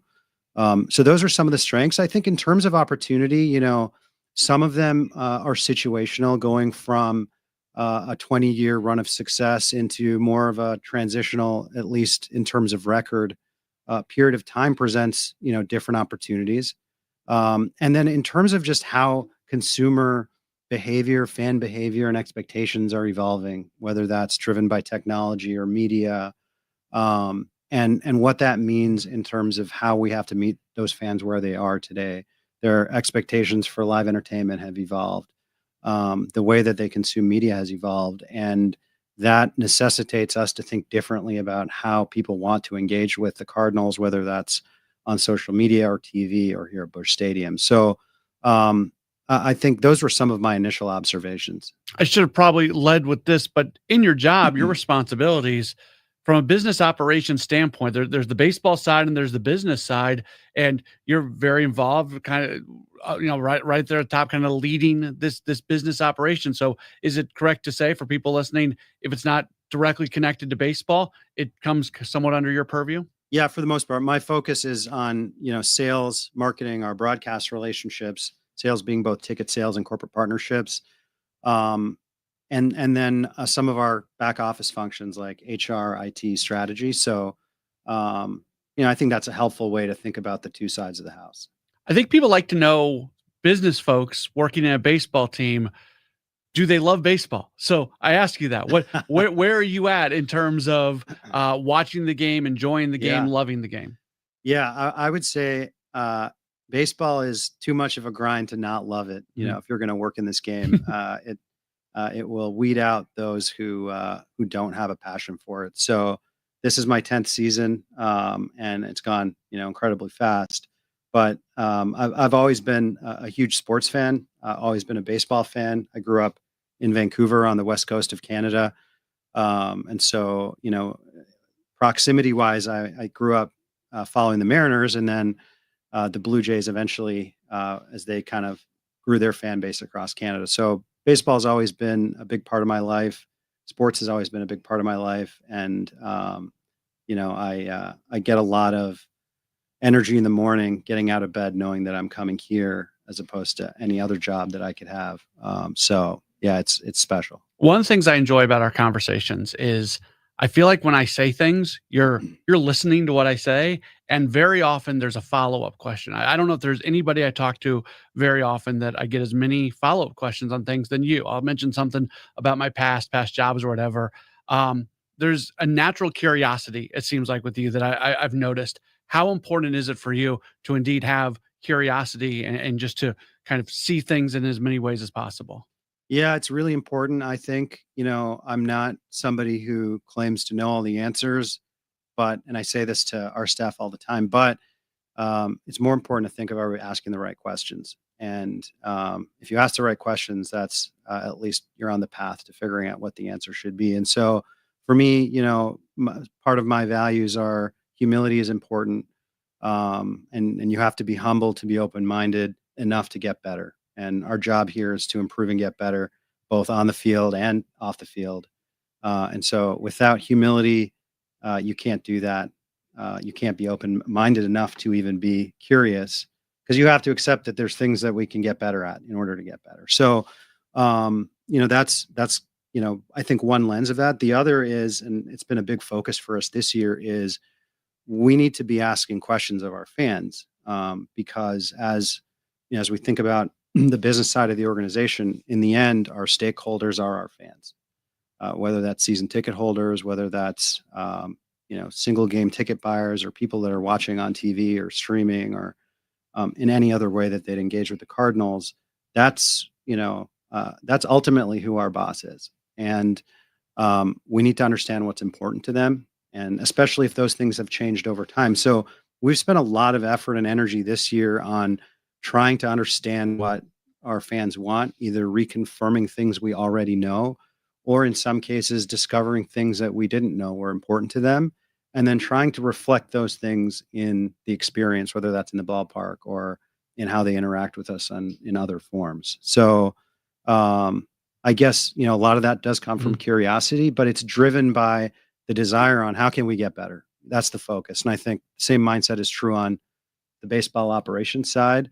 If we're going to win a 12th World Series championship, which is certainly part of the reason I came here, it's going to have to start there.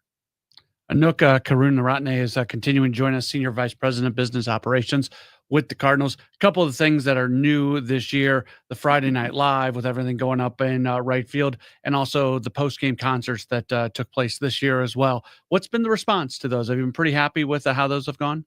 Yeah, I mean, I think this year was really about, like I said, understanding our fans.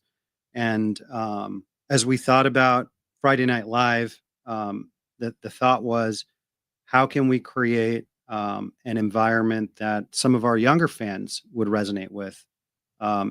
People that were in their late teens or 20s or early 30s.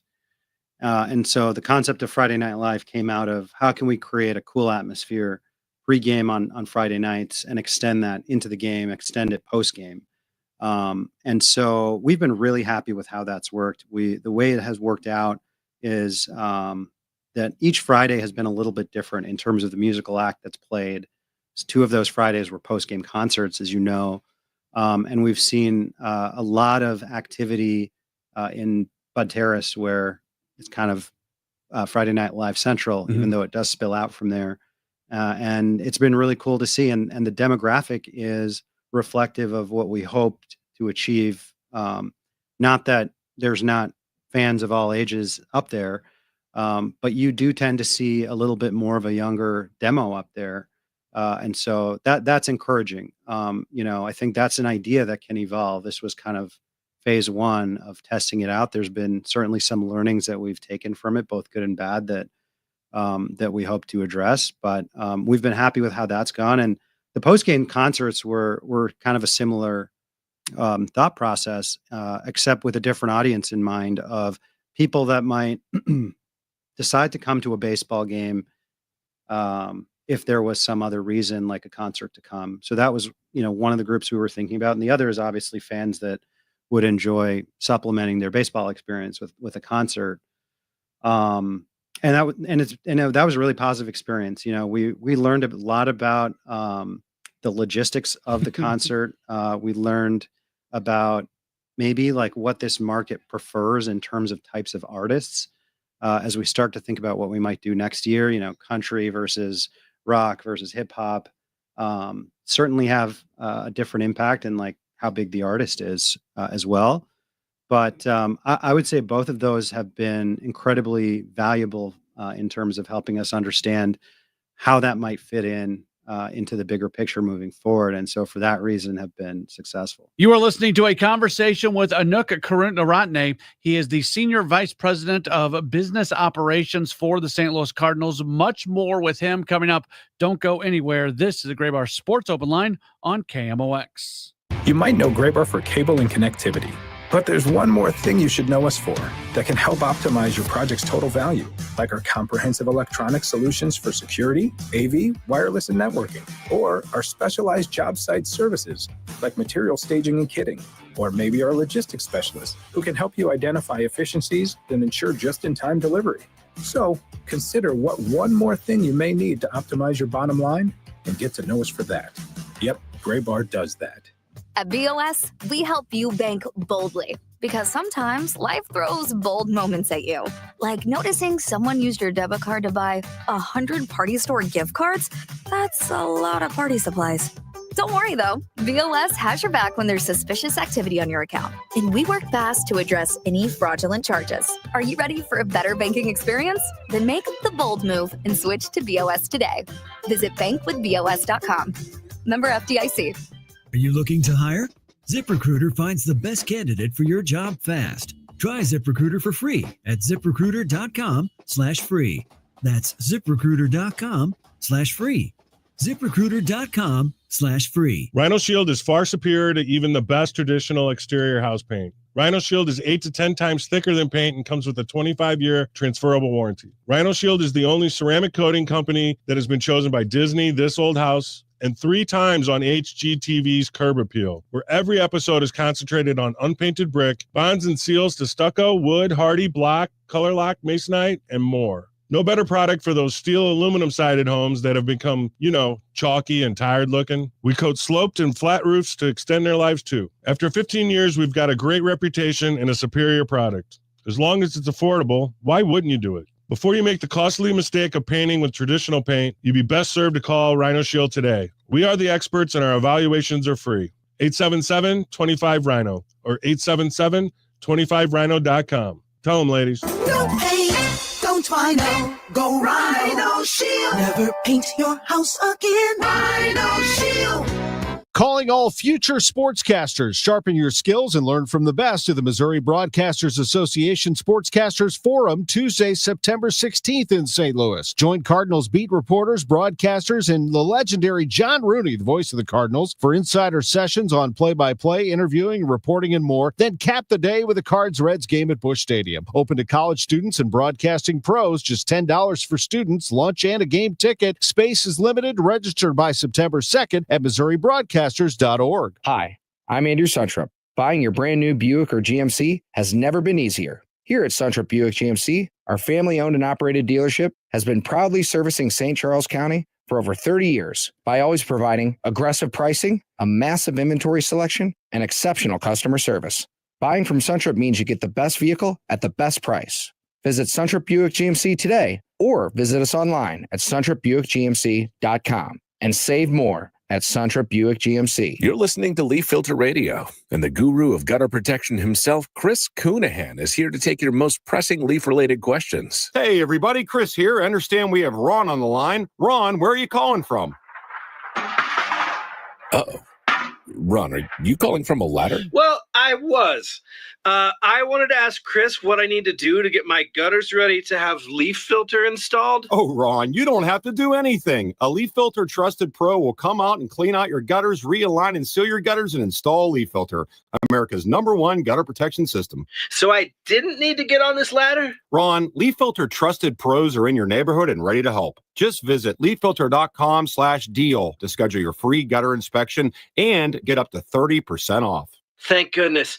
What was that site? That's leaffilter.com/deal for your free gutter inspection today.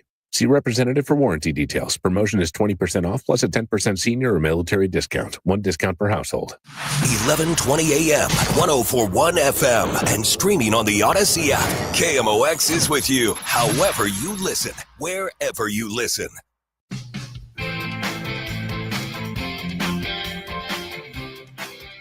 Welcome back into a Graybar Sports Open Line right here on KMOX. My name is Matt Pauley, taking you until 8 o'clock tonight. At 8 o'clock, Jen Cease is going to be in here for City Spotlight. A lot of things to talk about when it comes to City SC with the week that they just had, moving on from sporting director Lutz Pfannenstiel. But we are continuing, speaking of leadership in sports organizations, we are continuing to play back for you a conversation that I had earlier today with Cardinals Senior Vice President for Business Operations, Anouk Karutnaratne. As we continued on with our conversation, we did talk about the attendance. And that's the elephant in the room, right? We have seen the attendance numbers this year fall even further from where they were at last year. An organization that routinely brought in 3 million fans per year, it has moved into a little bit of a downturn. Now, obviously, a lot of that has to do with the baseball product. There's people out there that are unhappy with the baseball operation and are trying to make a point by not showing up to games. All of that exists. But there's also things that can be done on a business operations side of things as well. And that's what I wanted to talk about with Anouk, where I asked them, what can they do on the business side to help try to build back the crowds at Busch Stadium? Yeah, I mean, I think for us, it's, if you think about, I think it's fair to say like one reason is, related to on field, but there's many reasons why it might be down, and many of them have to do with things that are within our control. We ultimately have to create compelling experiences for our fans, right? If if that's an experience that lets you bond with your family or your friends or clients or whoever it is, and it's a positive experience, that's one of the reasons people come out to the ballpark. And so we have to figure out how to get them off their couch. We're competing with many more opportunities for people to spend their disposable time and income. And that's why we've placed such a focus on experience and such a focus on understanding our fans and what they want. So I would say that, that's definitely a big part of it. And it's something that will build incrementally over time. I think that every team that goes through a competitive cycle sees a difference between what the attendance at the peak was and what attendance when you're not at the peak looks like. And so there's a difference there. That's not surprising, I think, although it's new for this market. And I think that's been one of the things that's been notable for me is how foreign of a feeling that is here. Whereas if you go to any other city where baseball is played, maybe with very few exceptions, people are used to going through the cycle. So I think the degree of newness of that makes it feel more pronounced. But certainly we're not happy with where it's at. And there's work to do. We're focused on that. Some of this is thinking about how we build that in the long run. This year for us was very much foundational, not about being reactive, because it's something we'll have to build back, not something that can be addressed with Band-Aid solutions. So, so that's my thought on that. There are some markets where the on-field product has less of an impact on attendance. You had a huge impact on what happened with Toronto, where you were working at before. I was there last year when the Cardinals were there. That team was out of contention, and that ballpark was rocking. The Colorado Rockies are never in contention. You walk into that ballpark, and a lot of people are showing up because it's a cover charge to the world's biggest bar in Denver. Right. Like it's a different environment. Do you feel like there are things that can do? I'm not saying that you don't want to win baseball games. The goal here is to win baseball games, but there are things that can happen from a business operation standpoint that can help the environment maintain a certain level almost no matter what happens with baseball, if that makes sense. Yeah, I think, like I said, that's ultimately what you'd like to do. Because if we can keep attendance more stable and revenues more stable, it helps us be more competitive in the long run. Having volatility in attendance, isn't a thing you aspire to. So, that said, there's only so much you can do, right? And like a building like Toronto that you were in the year you were there was year one of a new renovation. And so that was probably extra incentive for people to come check it out that year. But I think that part of it is physical environment and space. As we think about this ballpark, it's 20 years old. We're starting to think about how renovations might factor into achieving some of those goals that you talked about. Colorado did some of those renovations about 5 or 10 years ago. They introduced the rooftop. I don't know if you've been there, but they basically took out a huge part of their upper deck and turned it into the largest bar in Denver, as you described it. And so I think it's finding ways to get people to come down and view the experience of being at the game through a broader lens than just sitting in your seat and watching the 9 innings, and expanding it to think about the time you're spending with the people you want to be spending it with, and like basically increasing the experiential value of being at a game.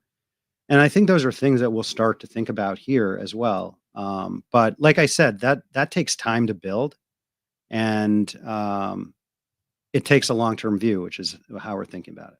How would you describe the relationship, the intersection, just the business side, the baseball side? Because you guys are all pulling in the same direction, but with jobs that look very different. Is there a lot of communication? Is there working together? Is it kind of two things on its own? Just kind of that broad topic, take it however you would like. Yeah.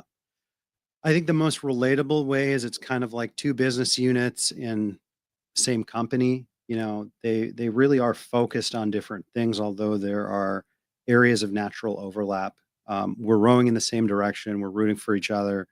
And there's overlap in marketing, in communications, in how we think about budgeting and timing, in terms of facility operations. There are points of overlap where we are in direct communication, collaboration, working together. But there's also areas of each operation that you don't really intersect with. We don't spend time thinking about player acquisition or roster construction or player development or any of those things, even though they do impact, whether, I guess, the extent of how successful or unsuccessful we are. And so part of that for us is, trying to isolate for that variable and thinking of what our expectations for ourselves should be at any given point in time. So, yeah, I would say it does function as, really two different organizations in a way, with one set of goals and a shared set of values, trying to help each other.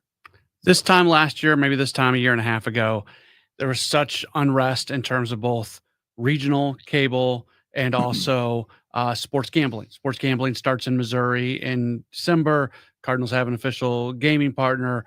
The deal is done, at least for a little while, for regional TV. There's going to be a big TV deal that's going to come up nationally for Major League Baseball. Is this still something that is evolving and changing on a every year basis, or are we at a point where maybe things are going to start to stabilize? With TV, you mean? Yeah. Yeah. If I had the answer to that, then I may be a wealthy man, but it does feel like it's evolving extremely rapidly. Like, I think,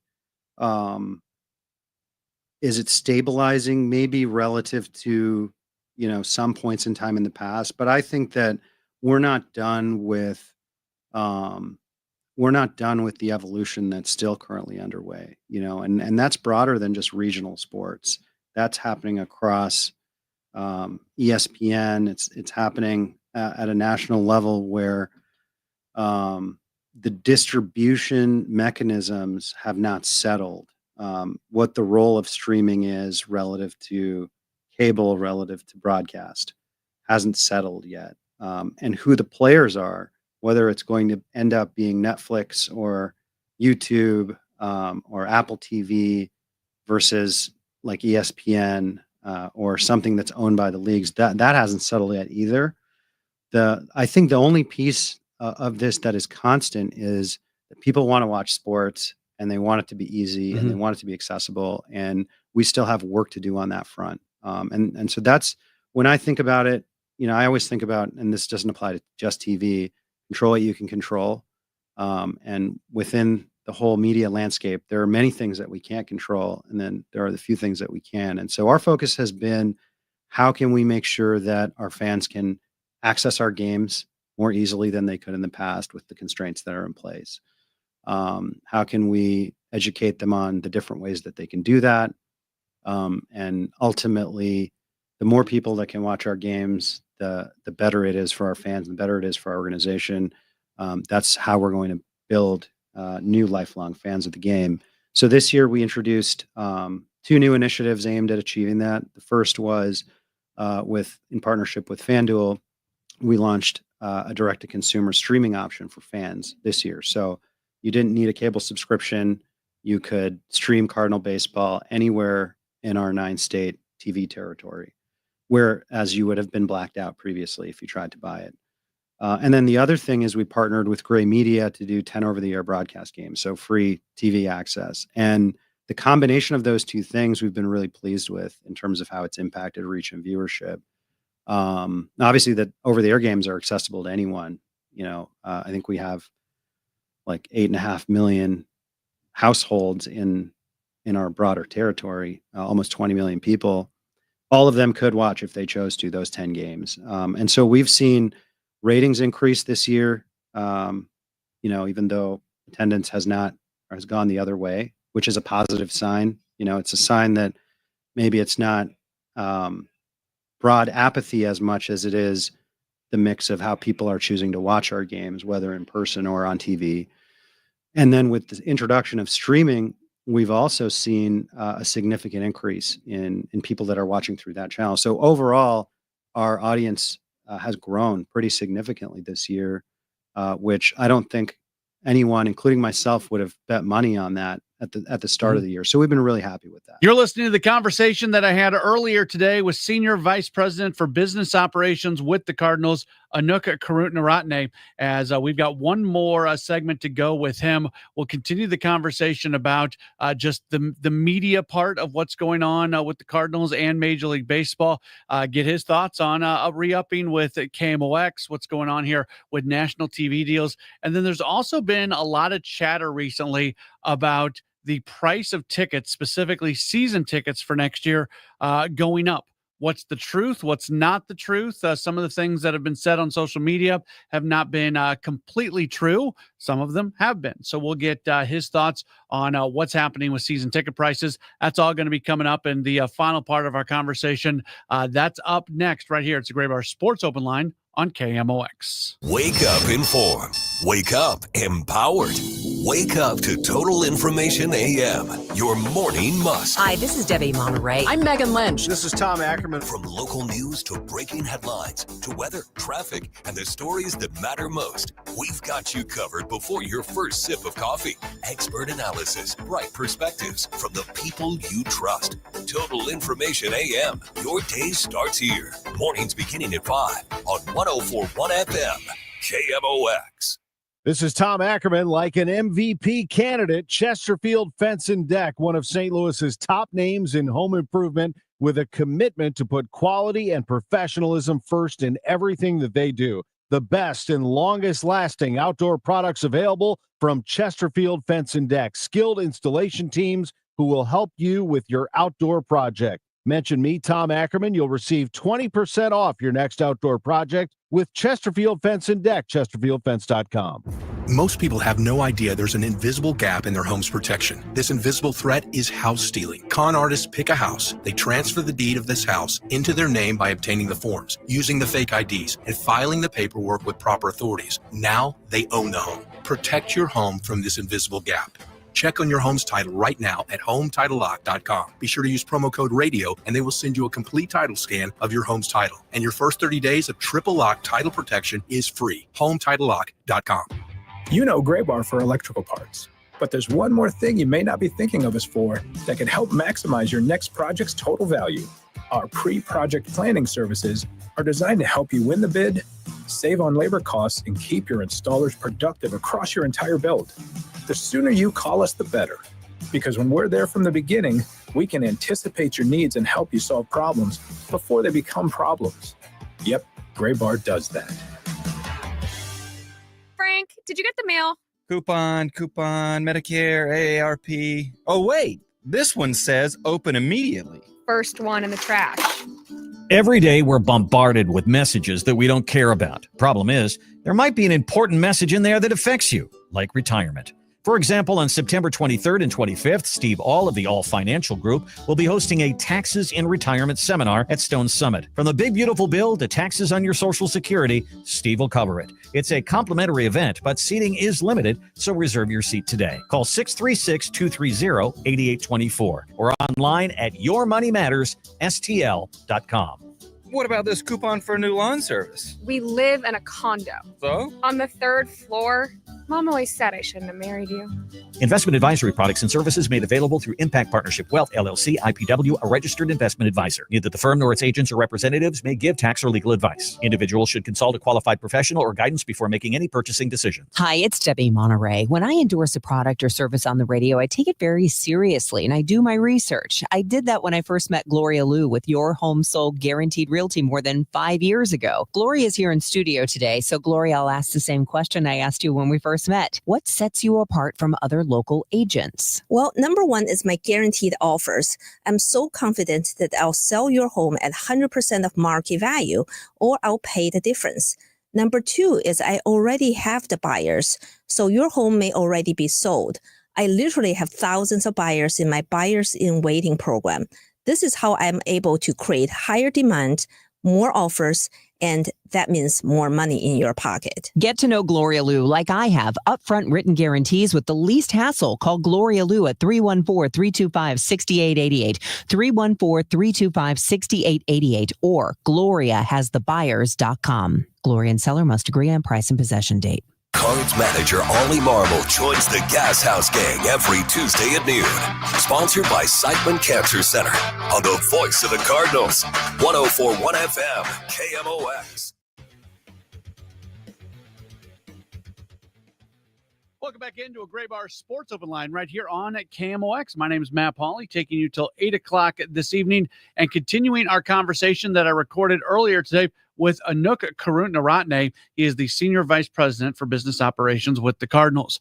It has been a somewhat eventful season when it comes to the relationship between the Cardinals and KMOX. Leading into the year, we added the FM signal, 104.1 FM, which has been great. We still have 11:20 a.m., so we're able to reach Cardinals fans really across the country with that, but a much better in the city and surrounding area signal on the FM side with 104.1 FM. And also this year, the Cardinals and KMOX announcing an extension, as KMOX will remain the flagship station for St. Louis Cardinals baseball. So as I did continue the conversation with Anouk, I asked him just about his thoughts on that relationship between the Cardinals and KMOX. Yeah, well, I'll start with the historical significance of this relationship, which, dates back to, either the 1920s or 30s. It's a longstanding relationship. And I think we're really proud of how far-reaching and passionate our fan base is. You can go pretty much anywhere in the country and find Cardinal fans. And, within concentric circles of St. Louis, there's still an incredibly passionate fan base. And I think a lot of that has to do with our early partnership with KMOX and being the southern and westernmost team in the country for many, many decades. And KMOX taking us into households, into living rooms all across the country, and in particular in the Midwest. And so I think there's a special bond there between the two organizations. And I think, the Cardinals, wouldn't be what the Cardinals are if not for that early history. And so as we think about the future, we're excited about the continuation of the partnership. KMOX celebrating its 100th year anniversary, and we'll be soon celebrating our 100th year anniversary of our first World Series win. And so I think we're really pleased to see it continue. From a national TV standpoint, there's been a lot of news lately. Mr. Manfred, baseball commissioner, does he unilaterally with his team make decisions, or how much do local teams, local owners, folks like you, how much are you part of the discussion of where this is going to go moving forward? Are you referring to national like the current, like the Sunday night baseball package as an example? Yes. Yeah. So those, so the way that the CBA is constructed currently, and the team rights are constructed currently is MLB controls a package of national games, and those games are distributed across a few different partners, like ESPN being one of them, but TBS, et cetera. And the league decides how best to do those deals in a way that maximizes revenue for the league and maximizes reach from a national broadcast standpoint. They'll obviously ask for club input, not necessarily on deal points, but more so on what we're trying to achieve in terms of results and outcomes from these kinds of arrangements, and pain points of the current situation. So we do have input into that, but ultimately it is the team at MLB that's responsible for doing those national TV deals. Last topic for you, and more than anything else, I just kind of want to clear up some, I think, misconceptions that are out there. If you're on social media, you think that Cardinals are going to be raising season ticket prices, 30% across the board going into next season. And we've had private conversations. I know that's not true. I want the correct information out there. So can you share a little bit about what is going to be happening in terms of ticket prices for next season? Yeah, and I appreciate you asking that. And I think to your point, there's been some misreporting or fake news, as the president might say. So, our ticket prices have not gone up significantly, especially for season ticket holders. And I touched on this earlier, but our season ticket holders are among our most loyal and longstanding fans, and we're putting a lot of focus on how we can increase their value proposition and make sure that they feel the love back in return from the Cardinals that they've demonstrated for so long. As far as pricing goes, the average season ticket price increase across all price scales is around 2.5%.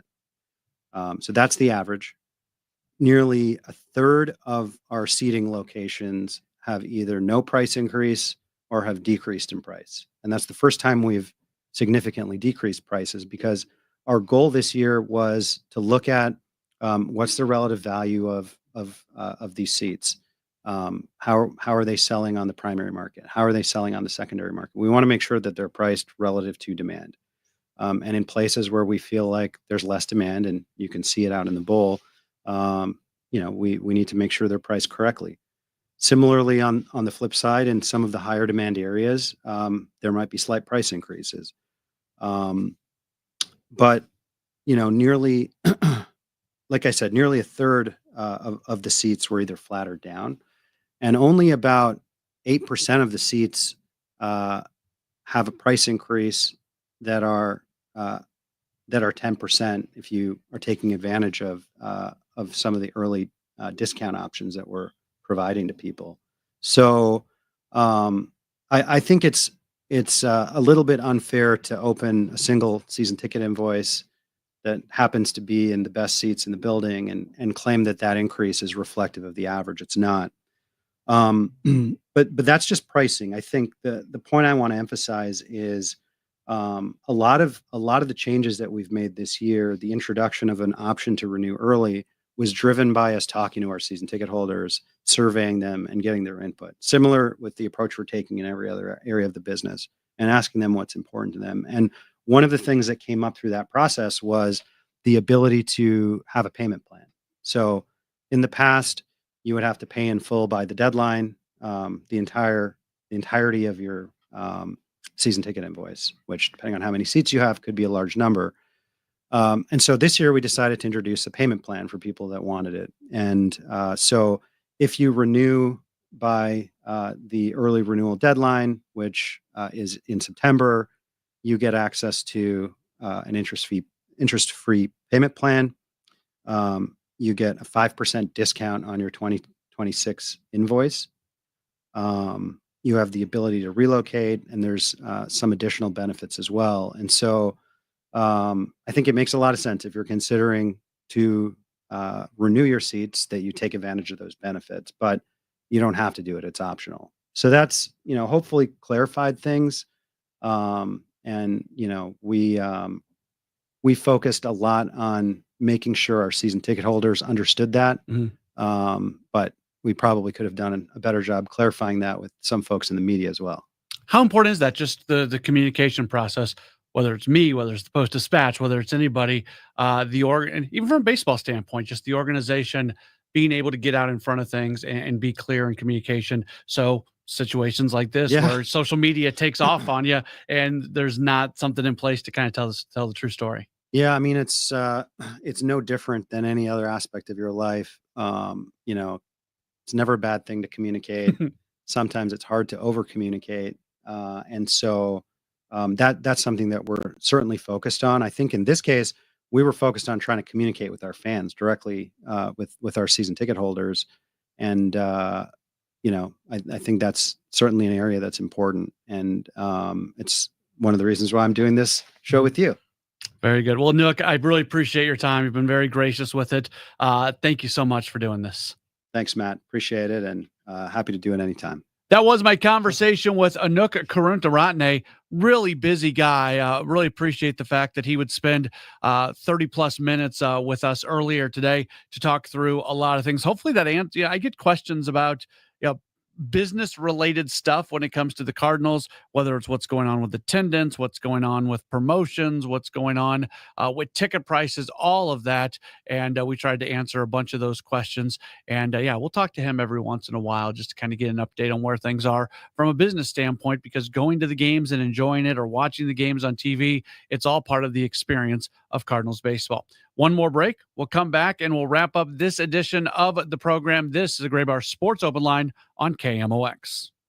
Hey guys, Glover here from my good friends at Ophthalmology Associates. So my doctor is Dr. Greg Birdie, and he's my doctor and he is my friend. He is a very, very good, very thorough doctor. His longtime partner, Dr. Malhotra, Dr. Royer, Dr. Brisati, they are the doctor's doctors. Why do they call them this? Because about 250 local and regional doctors go to the doctor's doctors for their eye care. Now, are their eyes more important than yours? No, of course not. But it's a real indicator that they are legit when other doctors go to them when they could go anywhere in the world for their eye care. Whether you're there for a comprehensive exam or you're there for a surgical consultation on LASIK or cataracts, you're going to be treated with respect and professionalism every single time. Call 314-966-5000 or log on to youridoc.com. That's 314-966-5000 or youridoc.com for the fine doctors at Ophthalmology Associates and the Cornea and Laser Vision Institute. 314-966-5000 or youridoc.com. It doesn't take a lot to make a big difference. That's why we've teamed up with Jerry Kelly Heating and Cooling to bring you 100 acts of kindness. For the next 6 months, the Chris and Amy Show is challenging you to spread kindness in simple, meaningful ways. No big budget needed. Write a thank you note, help a neighbor, surprise someone with a smile. It all counts. Let's prove that kindness is contagious. Share your acts with us by using hashtag 100KindActs. Because a little kindness goes a long way. Now through September 1st, the Labor Day sale is going on at Zero Res, 3 rooms for $119, plus a free hallway and $75 off your air ducts. Call 314-474-2020 or book online at ZeroResSTL.com. You are a successful electrical contractor, but you plus a dedicated team supporting your project from day one? That's taking your productivity to the next level. And Graybar can help you get there. Your relationships plus our relationships. Your capabilities plus our job site services. Your challenges plus our technical specialists. You alone can get the job done, but you plus Graybar, that's smart business. Yep, Graybar does that. Hey guys, Glover here for my friends at my favorite sports fantasy app, Underdog. So baseball's still going on. Football is back, and Underdog is the best place to select entries and win money all season long. You can play right now in Missouri. Playing on Underdog is super easy. Just choose whether your favorite player will go higher or lower on stats like touchdowns, receiving yards, interceptions, and more. Get your entries right, and you could win up to 5,000 times your cash. You can play with as little as $1. Download the Underdog app today and sign up with promo code Glover to score $50 in bonus funds when you play your first $5. That's promo code Glover. Millions of fans have already won billions making plays on Underdog, and you could be next. Underdog, make plays, win money. I have had so much fun on this app, had a great time with my beloved St. Louis Cardinals, now gearing up for the NFL season. Play and win at Underdog using promo code Glover to score $50. It's easy to feel apprehensive about getting screened for cancer or to just keep putting it off. But Siteman Cancer Center wants to remind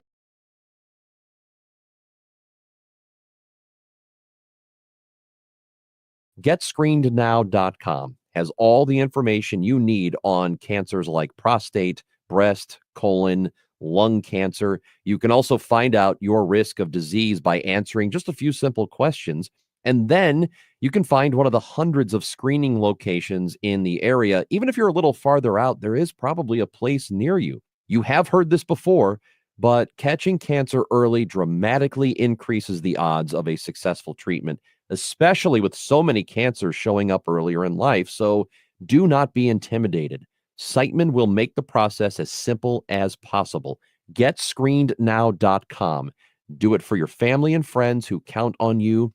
Do it for yourself. Visit GetScreenedNow.com. Welcome back to the Gray Bar Sports Open Line. Once again, Matt Pauley on KMOX. This edition of a Gray Bar Sports Open Line. My appreciation to Anouk Karuntarante for joining us for such an extended amount of time. I hope you were able to take something from that interview. If you missed any of it, it'll all be available on the podcast version and also on the video version, which is available YouTube, Twitter. You can go to the Odyssey app, wherever it might be, and you can find it for sure. Building the Future is sponsored by Gray Bar. Gray Bar is headquartered in St. Louis. Is a great place to work. Let's get a quick update on J.J. Weatherholt. Yeah, it continues to go pretty well for him. At AAA Memphis, he is a .336 hitter in the month of August, hitting .342 with a .986 OPS. Really good to continue to see what J.J. Weatherholt is doing. We're going to get out of here in just a moment or so, but once I'm done, it's going to be nothing but City Soccer for the next hour as Jen Cease is in for the City Spotlight Show. Hey, Jen. Hey, how are you? I'm good. How are you doing? Well, I had better results I liked than the last game from Vancouver.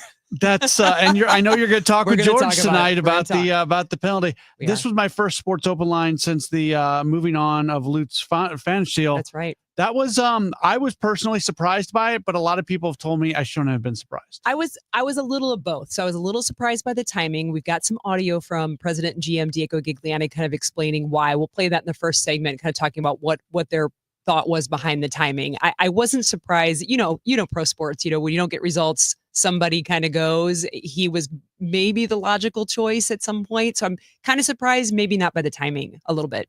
I'm of the belief that optics matter and words matter and things like that. With all due respect to all the messaging that came out afterwards, saying that they'll try to have in place a new sporting director and a new head coach before next, no, don't do it. Get it done. Get it done. So I don't understand why maybe it was just I talk a lot and sometimes the words coming out of my mouth are not the words that I mean to be. That's what I want to be. But when I sit there and see that, we'll try to have these people in place. No, it's your job. Go get these people in place. What's your other options? How are you going to complete deals? How are you going to have somebody that really links up and does the job where right now 2 people are trying to do the job? And by the way, all the other people who are covering other jobs also. Yeah. John Hackworth has 97 titles so does right Dale. now. Yeah. Dale Schilling. So we got about 30 seconds. What's going to be coming up on the show tonight? Yeah. 2 main topics. We'll talk, of course, about Lutz Pfannenstiel leaving the club. That's a big thing. And then we'll talk to George Gansner about those PKs. I don't think they're PKs, but we're going to get some explanations on laws of the game. All right. Fair enough. That's Jen C. She's coming up with City Spotlight. Thanks to you for being tuned in. It's been a good day of Cardinals baseball. It started with a victory, and we've been with you since then. But now we're going to shift gears with City SC, and they've got an important matchup coming up this weekend. They are back at home. We'll see what kind of bounce back they have after an emotional week, and Jen's going to be talking all about that. That's coming up next. Don't go anywhere here on KMOX. Feel like your paycheck barely keeps up with your life? At the